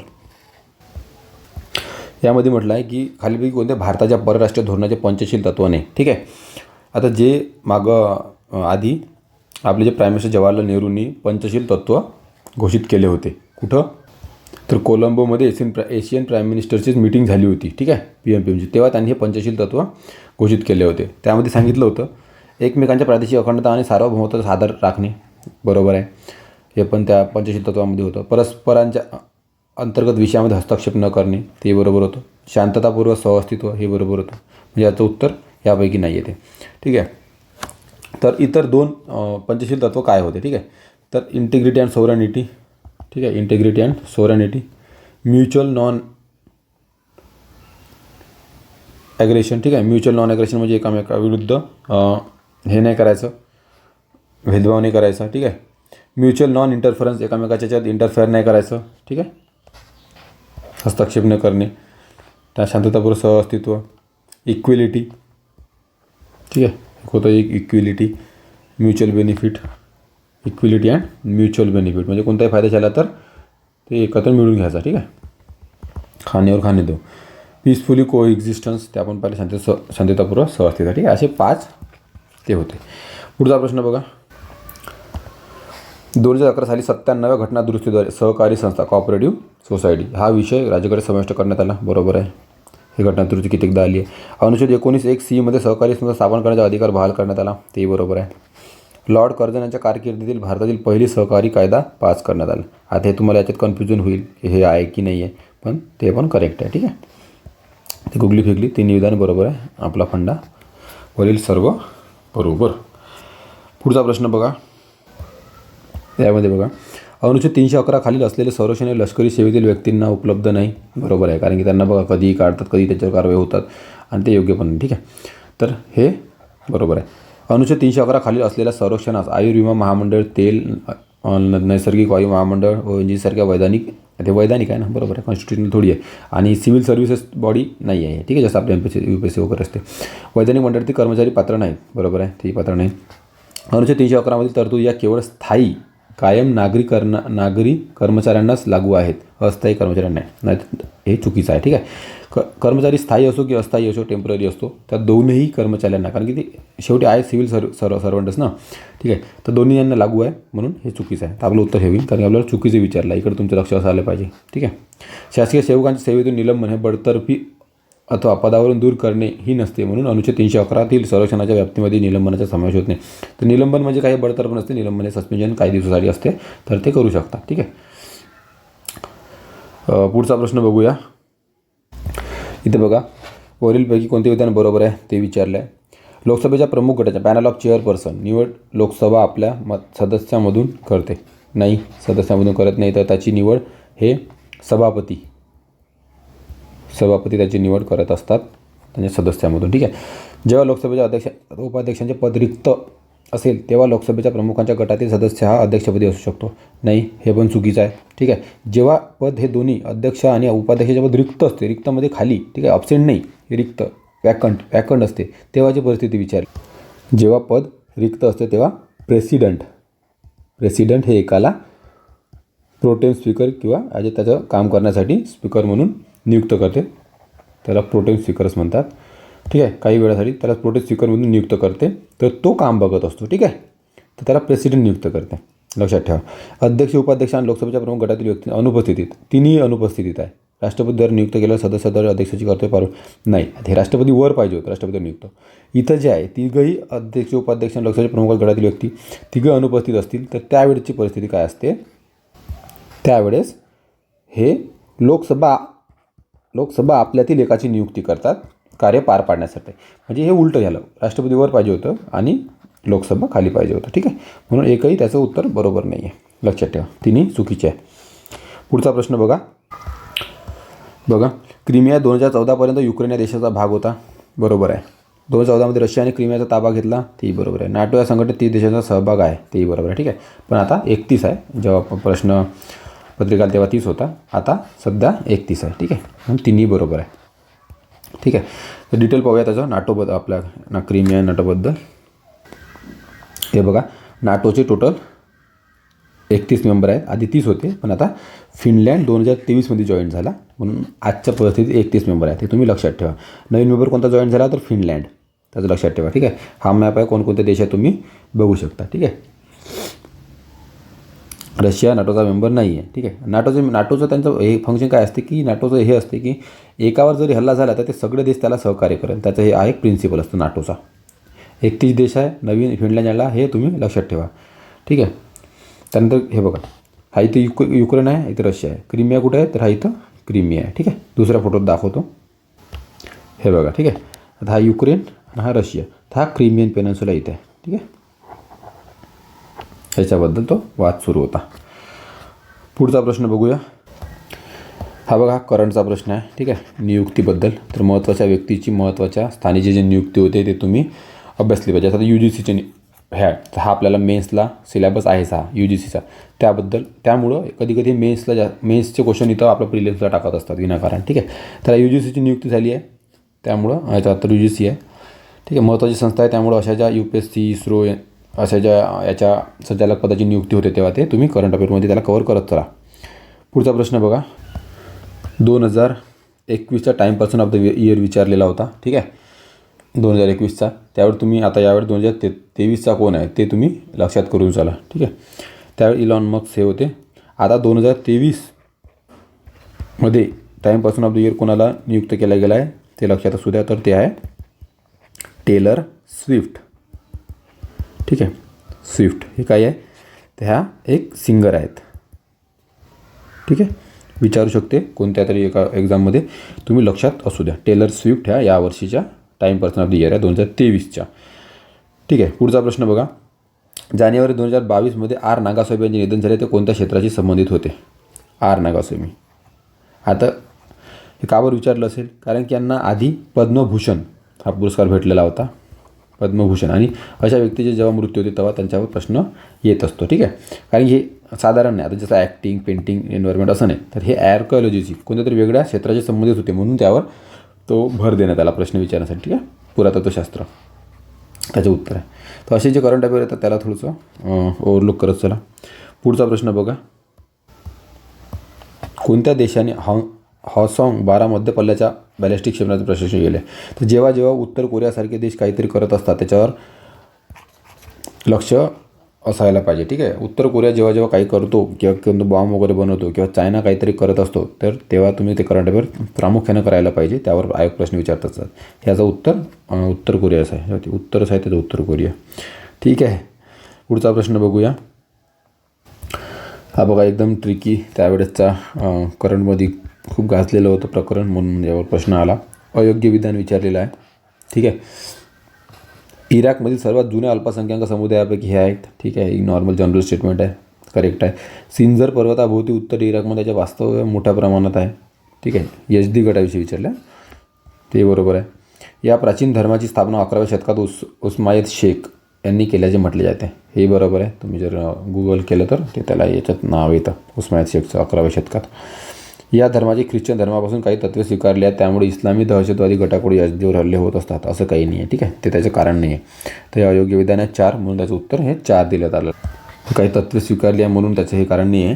ते फक्त काही गोष्टीवर बिलीफ ठेवतात म्हणून, आणि इस्लामिक ग्रुप त्यांना डेव्हिल वर्शिपर मानतात, म्हणजे ते बरोबर हे नाही करत पूजापाठ असं काहीतरी असेल त्यांचं, तर म्हणून त्यांना हे केलं गेलं होतं. ठीक आहे, तत्त्वे स्वीकारले त्याचं कारण नव्हतं. पुढचा प्रश्न बघा. असं तुम्ही स्किप केलं तर चालते, एकदम क्रिटिकल प्रश्न आहे, येईलच असं नाही. आता बघा, जेव्हा जेव्हा तुम्हाला क्रिप्टोकरन्सीवर काहीतरी दिसेल करंट अफेअरमध्ये, ते तुम्ही नक्की करा, ठीक आहे. यावर जास्त भर असतो आयोगाचा प्रश्न विचारण्यावर. आता अर्थसंकल्प तुम्हाला आधी सांगितलं, केंद्रीय अर्थसंकल्प आणि महाराष्ट्राच्या अर्थ एकदा ओव्हरलिक करून घ्यायचा, ठीक आहे. आणि त्याच्यामध्ये काही नवीन गोष्टी आहेत का ते बघायचं. तर क्रिप्टोकरन्सीवर प्रश्न येणार म्हणजे येणारच होता, ठीक आहे. आणि क्रिप्टोकरन्सी आहे, त्याच्यावर नियम 2% 3% तो 8% व्याज ठेवणार नाही आहे, ठीक आहे. त्यामुळे जे हायेस्ट आपलं व्याज आहे 30% ते ठेवण्यात आलेलं होतं, प्लस 4% सेस होतं, ठीक आहे. उत्तर याचं 3 आहे. पुढचा प्रश्न बघा, ठीक आहे. हा अचानक प्रश्न आला. Which racing driver won the Saudi Arabian grand prix कोण जिंकली 2022ची? मॅक्स वर्स्टॅपन, त्यावेळी त्याचं नाव होतं, ठीक आहे. ते काही एवढं मोठा डिटेल आपण करंट अफेअर करत नाही, पण दिलं असलं तर वाचू चालत चला. सौदी अरेबियाचं विचारलं होतं, का बरं एवढं डिटेल विचारलं माहिती नाही, ठीक आहे. तर 2023चं जे हे ग्रँड प्रिक्स जिंकली ते आहे एस पेरेझ. आलाच रिपोर्ट तो विचारू शकतात, ठीक आहे. एस पेरेझ लक्षात ठेवा. पुढचा प्रश्न बघा, या भागाला काश्मीरचे तांदळाचे भांडार म्हणतात, कुणाला? पुलवामा. अयोग्य विचारलेला आहे पुलवामाविषयी. पुलवामाला काश्मीरचे तांदळाचे भांडार म्हणतात, बरोबर आहे. वेशू आणि झेलम नदी पुलवामामधून वाहतात, ते पण बरोबर आहे. अहरबाल धबधबा आणि अवंतीश्वर मंदिर पुलवामामध्ये प्रसिद्ध पर्यटन क्षेत्र आहे, बरोबर आहे. अवंती खूप आधी पुराणं शिवचं मंदिर आहे, ते तिथंच आहे, ठीक आहे. त्यामुळं कोणीही अयोग्य नाही आहे, कोणतीही नाही. 4 उत्तर आहे, ठीक आहे. तिन्ही त्याचं उत्तर करेक्ट आहे. आता इथं बघा कशी तुम्हाला गुगली टाकलेली आहे, ठीक आहे. तुम्हाला वाटतं की एकदम हार्ड प्रश्न आहे, कसं काय एवढा विचारला. आता त्रिनिदाद आणि टोबॅगोचा डिओर लेंडोर, तुम्ही आपल्याच भारताचं माहीत नाही, त्या टोबॅगोचं काय लक्षात ठेवणार आहे. त्यांचे जानेवारी 2022मध्ये कार दुर्घटनेत निधन झाले, ठीक आहे. आता जनरल स्टेटमेंट आहे, झालं असेल. करंट अफेअरचा, लंडन ऑलिम्पिक 2012मध्ये लिओन लेंडोर यांनी कांस्यपदक मिळवले, ठीक आहे. म्हणून हा प्रश्न विचारला असेल की तो कांस्यपदक विजेता आहे ऑलिम्पिकचा, त्यामुळं त्याच्यावर ॲक्सिडेंट झाला प्रश्न विचारला. पण असली त्याचा ट्रॅप कुठं होता बघा, लिओन लेंडर हे बुद्धिबळपटू आहे, इथं तुमचा ट्रॅप होता. ऑलिम्पिकमध्ये बुद्धिबळ हा खेळ नाही, लक्षात ठेवा. सरळ सरळ तुमचा हा रॉंग आहे. त्यामुळं ए आणि बी जनरल स्टेटमेंट आहे ते करेक्ट आहे. 2 उत्तर येतात, ठीक आहे. असं जर लॉजिक लावलं तर तुम्ही उत्तरापर्यंत थोडे ना थोडे पोहोचू शकत होते. त्यानंतर पुढचा प्रश्न बघा, कोणत्या राज्याने बॉलिवूड अभिनेता संजय दत्त याला आपला सुवर्ण जयंती समारंभासाठी ब्रँड अँबॅसेडर म्हणून करारबद्ध केले? त्याचं उत्तर आहे अरुणाचल प्रदेश, ठीक आहे. असं जे नॉर्थ ईस्टचे वगैरे काय स्टेट असतात त्याच्यावर करंट अफेअर असतात. आता नॉर्थ ईस्ट म्हटलं, संजय दत्त म्हटलं, ब्रँड अँबॅसेडर म्हटलं, ती एक युनिक काहीतरी वेगळी गोष्ट तिकडे घडत आहे, असं त्याचा हे उद्देश होते. तर ते तुम्ही लक्षात ठेवायला पाहिजे. तर करंट अफेअरचं काय कॅप्चर करायचं काय नाही ते तुम्ही लक्षात ठेवा. नाही तर जनरल रोजचं रोज हमेशा सगळं लोकच जे वाचतात ते नाही वाचायचं, काहीतरी वेगळं प्रयत्न करायचा, ठीक आहे. पुढचा प्रश्न, पुढीलपैकी संयुक्त राष्ट्रसंघाच्या कोणत्या विशेषीकृत संघटनेने स्पेशल एजन्सी तिच्या स्थापनेची 100 वर्ष पूर्ण केली? आता 100 वर्ष पूर्ण केली तर तुम्हाला हे माहीत पाहिजे की त्याचं निर्माण कधी झाला. आता सगळ्यात आधी जे UN ची संघटना बनली होती, सगळ्यात जुनी जी संघटना आहे ते तशी तर पोस्टल युनियन आहे, ठीक आहे. ते 1800 बनली होती. पण त्याच्यानंतरची जी सगळ्यात जुनी आहे ती आहे ILO, आंतरराष्ट्रीय श्रम संघटना. त्या 1919मध्ये बनली होती आणि तिला 2019मध्ये टोटल 100 वर्ष पूर्ण झाली, ठीक आहे. ILO. पुढचा प्रश्न बघूया.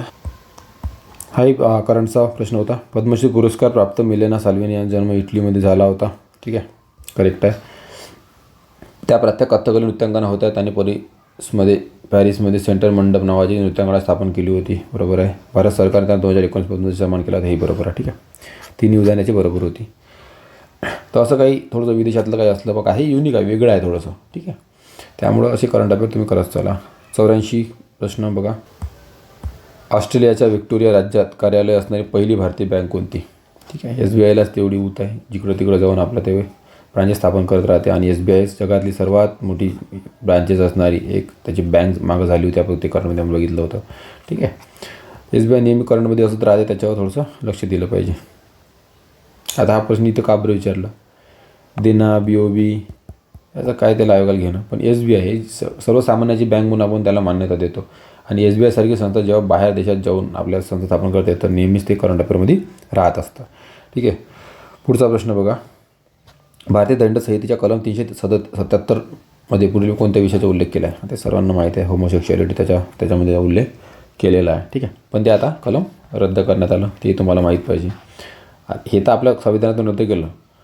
ठीक आहे, ते आता सध्या आपल्या काय म्हणतो IPC मधून रद्द केलं. ते आता आपल्या IPCमध्ये नाही. आता तर संसदेने दुसरी IPC स्थापन केली आहे. ठीक आहे, त्यामध्ये तर ते नसणारच.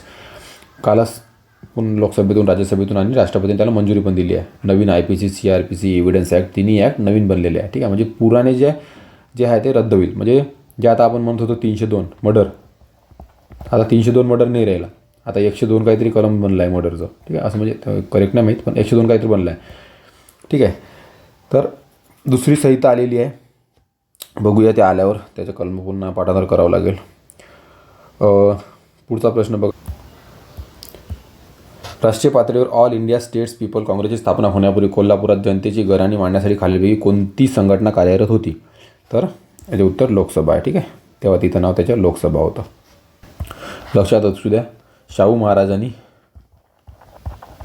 कोल्हापूरमध्ये सत्यशोधक समाजाची स्थापना केली. ठीक आहे, ते विचारू शकतात. कोल्हापूरमध्ये स्पेसिफिकली विचारलं सत्यशोधक समाजाची स्थापना कोणी केली, तर शाहू महाराजांनी केली होती. ठीक आहे, कोल्हापूरमध्ये. जनरली कोणी केली सत्यशोधक समाजाची फुल माहीत आहे, ज्योतिराव फुले. पुढचा प्रश्न बघा. पुढीलपैकी विजोड व्यक्ती ओळखा. विजोड व्यक्ती ओळखायचा. ठीक आहे, लॉरा डिसूजा, सुधाताई जोशी, हिरवे गुरुजी आणि साने गुरुजी. तर ह्याच्यामध्ये उत्तर आहे साने गुरुजी. आता ही विजोड व्यक्ती काय आहे तर बघा, इथं फक्त साने गुरुजीला सोडून बाकी जे आहेत लॉरा डिसूजा, सुधाताई जोशी आणि हिरवे गुरुजी, हे तीनही लोक गोवा मुक्ती संग्रामाशी रिलेटेड आहे. ठीक आहे, सहभागी होते गोवा मुक्ती संग्राम. आता एकदम किचकट प्रश्न आहे. हिस्ट्री म्हणलं म्हणजे किचकट, तुम्हाला माहितीच आहे. हिस्ट्री एकदम स्किप करण्याला एक विषय आहे. तरी ज्यांना आवडतो ते अभ्यास करतात आणि घेऊन बसतात विषय. पुढचा प्रश्न बघा. 1957च्या स्त्री शिक्षण विषयक राष्ट्रीय आयोगाच्या अध्यक्षा कोण होत्या?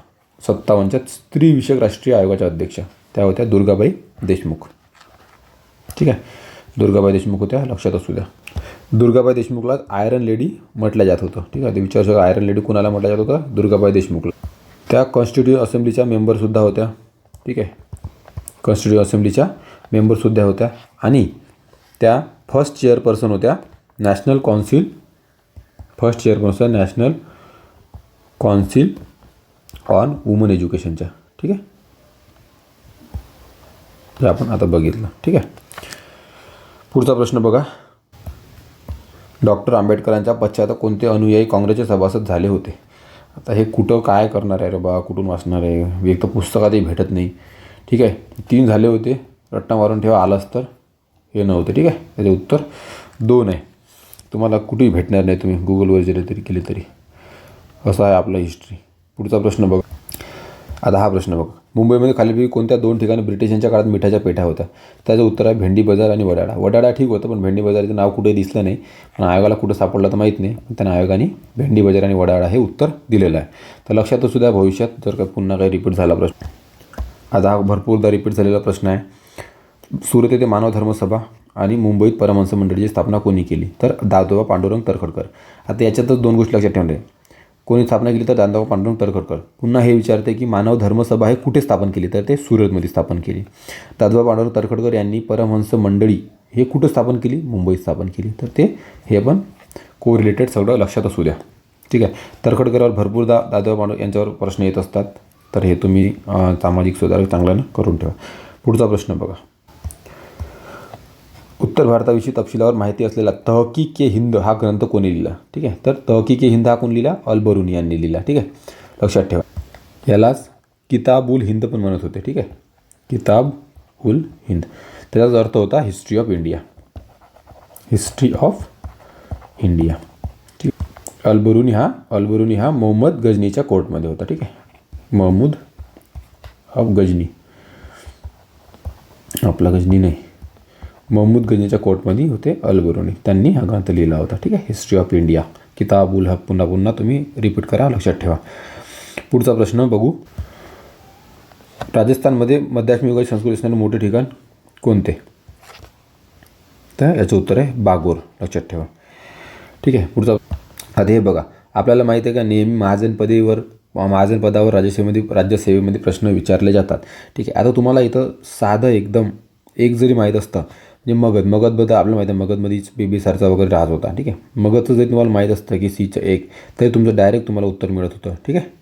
94चं 2 फक्त तुम्हाला मगध जरी माहीत पाहिजे होतं. ठीक आहे. त्यानुसार बघा, काशीचं कोण, काशीचा जो राजा होता तो अश्वसेन. ठीक आहे. आणि कोसलचा राजा कोण होता, प्रसेनजीत. आणि वत्सचा उदयन. ठीक आहे. बाकी महाजनपद त्याची तुम्ही कॅपिटल बघा, दाखवतो. भरपूरदा महाजनपद त्याची कॅपिटलवर प्रश्न विचारले जातात, पण यावर तुम्हाला राजासुद्धा विचारलेला होता. ठीक आहे, जे महत्त्वाचा होता म्हणून. आता बघा, अंगाची कॅपिटल का होती, तर चंपा. मगधची राजगीर गृहराज. काशीची काशी. वत्स कौसंबी. कोसला श्रावस्ती. सूरसेन मथुरा. हे इम्पॉर्टंट आहे, त्यावर येतं सूरसेन मथुरा. त्यानंतर पांचाला कांपिल्य. कुरु इंद्रप्रस्थ. ठीक आहे, महाभारतात माहिती आहे. मत्स्य विराटनगर. छेदी सोतिवती. अवंती कॅपिटल उज्जैन, महाईसमध्ये. ठीक आहे. गांधारचं तक्षशिला, जे वर आहे. ठीक आहे, जम्मू काश्मीरच्या वर. कंबोज पुंज. अस्मका पैठण, जे महाराष्ट्राचं प्रतिष्ठान. वज्जी वैशाली. आणि मालाचं कुशीनारा, लक्षात ठेवा. ठीक आहे, कॅपिटल. पुढचा प्रश्न बघूया. विराज शिंदे यांच्या कामाची नोंद घेऊन बडोदा सरकारने कोणता पुरस्कार देऊन गौरव केला. आता नेटवर पण इथं दलित मित्र त्याचं उत्तर सांगितलेलं आहे. ठीक आहे, पण आयोगाने त्याला प्रश्न हा कॅन्सल केला. का कॅन्सल केला माहीत नाही, होऊ शकते. आता दलित मित्र हा काय आहे, सामाजिक पुरस्कार आहे, तर त्यांनी सामाजिक पुरस्कारच म्हणजे इथं पण हे दिलं तुम्ही सामाजिक पुरस्कार, दलित मित्र पण सांगितलं म्हणून वगैरे कॅन्सल केला असेल तर माहीत नाही. पण ते स्पेशली बडोदा सरकारने म्हटलं आहे, तर बडोदा सरकारने त्याला दलित मित्र हाच दिलेला आहे एकमेव. तरी आयोगाने कॅन्सल केला, कोणीतरी काही ऑब्जेक्शन घेतलं असेल कदाचित. ठीक आहे. पुढचा प्रश्न बघा. कॅन्सल केल्यामुळे याच्यावर काही पुन्हा आयोग विचारणार नाही. छत्रपती शाहू महाराजांनी शाळेत न पाठवलेल्या मुलांच्या पालकांना प्रत्येक महिन्याला किती दंड आकारण्याचा आदेश काढला होता. छत्रपती शाहू महाराज एक खूप जबरदस्त व्यक्तिमत्व होते. त्यांनी एकदम फ्री एज्युकेशन करून टाकलं त्या काळात. म्हणजे समजा आता आपल्याला जेवढं एज्युकेशन महत्त्व माहिती आहे, त्यांना त्या काळात माहिती होतं. 100 वर्ष आधी त्यांनी तेव्हा एज्युकेशन फ्री करण्याची घोषणा केली होती. आणि शाळेत जर जो कोणी पाठवून नाही त्याला काही त्यांनी दंड ठोठावला होता. पण आता आपल्या आयोगाला काय ऑप्शन भेटलं नाही ते काय माहिती, तर हा पण क्वेश्चन कॅन्सल झाला. ठीक आहे. म्हणजे आयोग जेव्हा प्रश्न काढतं तेव्हा त्याला उत्तर तिथं दिसतं की नाही दिसत माहिती नाही. याचं उत्तर हेही नाही, हेही नाही, हेही नाही, हेही नाही. याचं उत्तर आहे 1 पैसा. आता हे उत्तर त्याला दिसलं नसेल कदाचित आपल्या आयोगाला, तर याचं उत्तर 1 पैसा आहे आणि हे प्रश्न कॅन्सल करण्यात आला. ठीक आहे. उत्तर लक्षात ठेवा. पुन्हा आता रिपीट होऊ शकतो, कारण की अभ्यास करणारेच पोरं शोधून काढणार कुठून तरी की याचा दंड किती होता, तर तो 1 पैसा होता. ठीक आहे. पुढचा प्रश्न बघा. आता एकदम लॉजिक लावण्यासारखा प्रश्न आहे. 18 जुलै 1947 रोजी ब्रिटिश पार्लमेंटने कोणत्या कायद्याला मान्यता दिली. आता फाळणीचा कायदा कधी झाला होता, भरपूर आधी. 1947मध्ये काय होईल, स्वातंत्र्याचा कायदा. ठीक आहे. घटना मसुदा कायदा नाही, घटना दुरुस्ती कायदा, हे सगळं वेग आहे. त्यामुळं फक्त याने आयोगाने काय केलं, आपल्याला ट्रॅप करण्याचा प्रयत्न केला. म्हणजे तुम्ही इथं तुमचं उत्तर काय दिसते तुम्हाला, बी उत्तर दिसते. तुम्ही आन्सर शीटमध्ये बी टिक मारून या. बी टिक मारण्याचं का नाही, तर बी कुठे आहे, ऑप्शन क्रमांक 4मध्ये. तुम्ही 4 टिक मारायचा आहे. भरपूर प्रश्न इथं मुलं इथं चुकवतात की बी टिक करून येतात. बी नाही, 4 टिक करून यायचं आहे तुम्हाला. तर हा तिथं ट्रॅप करण्याचा आहे. वाटतं सोपा, पण जेव्हा तुम्ही सॉल्व करून येतात मग तुम्ही ते 2 करून येता. ठीक आहे. अशा गोष्टीवर तुम्ही लक्ष देत चला. पुढचा प्रश्न बघा. चंद्रशेखर आझाद आणि सरदार भगतसिंग यासारख्या क्रांतिकारकांनी हिंदुस्तान सोशलिस्ट रिपब्लिकन असोसिएशन म्हणजे याला म्हणतात HSRA नावाची संघटना कुठे स्थापन केली. ठीक आहे. याचा आपण डिटेल पाहूया. ही संघटना स्थापन केली होती ती म्हणजे दिल्लीमध्ये. ठीक आहे. याचं उत्तर येते 4. बघा, हे बघा. हिंदुस्तान सोशलिस्ट रिपब्लिकन असोसिएशन म्हणजे HSRA, ज्यावर प्रश्न विचारलेला आहे, वॉज अ रिव्हॉल्युशनरी ऑर्गनायझेशन. क्रांतिकारी संघटना होती. त्यालाच म्हणत होते हिंदुस्तान सोशलिस्ट रिपब्लिकन आर्मीसुद्धा त्याचं नाव होतं. ठीक आहे. Established in 1928. हे लक्षात ठेवा तारीख. 1928मध्ये ते एस्टॅब्लिश केली होती. कुठं, फिरोज शाह कोटला इन दिल्ली. महत्त्वाचं. ठीक आहे. कोणी स्थापन केली होती, अक्षय शर्मा, सचिंद्रनाथ सन्याल, चंद्रशेखर आझाद, भगतसिंग, सुखदेव थापर. ठीक आहे. Another are the member of this association. पण याच्या आधी 1928च्या आधी हे जे HSRA होती ती काय होती, तर तिचं नाव होतं हिंदुस्तान रिपब्लिकन असोसिएशन. ठीक आहे. त्याच्या आधी सोशलिस्ट नव्हतं लागलं. ठीक आहे. त्याच्या आधी फक्त HRA होतं. HRA Hindustan republican association. Whose return constitution and publish manifesto title revolutionary. त्यांचं जे एक कॉन्स्टिट्यूशन होतं, जे काय त्याचं पत्र होतं, म्हणजे जे मुद्दा राहत होतो महत्त्वाचा, ठीक आहे, प्रिएम्बल टाईप, तर त्याचं नाव काय होतं त्या कॉन्स्टिट्यूशनचं? Revolutionary, the revolutionary. ठीक आहे. Were produce as evidence in the Kakori conspiracy case 19, जे काकोरी कॉन्स्पिरसी 1995 चालू होती, त्याच्यामध्ये त्यांनी प्रोड्यूस केलं होतं त्यांचं जे रिव्हॉल्युशनरी कॉन्स्टिट्यूशन आहे ते. ठीक आहे. तर हे महत्त्वाच्या काही गोष्टी लक्षात ठेवा. याचे सारे 1928 स्थापन कुठं? दिल्लीमध्ये ऋषाकोटला. ठीक आहे. कोणी स्थापन केलं ते लक्षात ठेवा. आधी काय नाव होतं?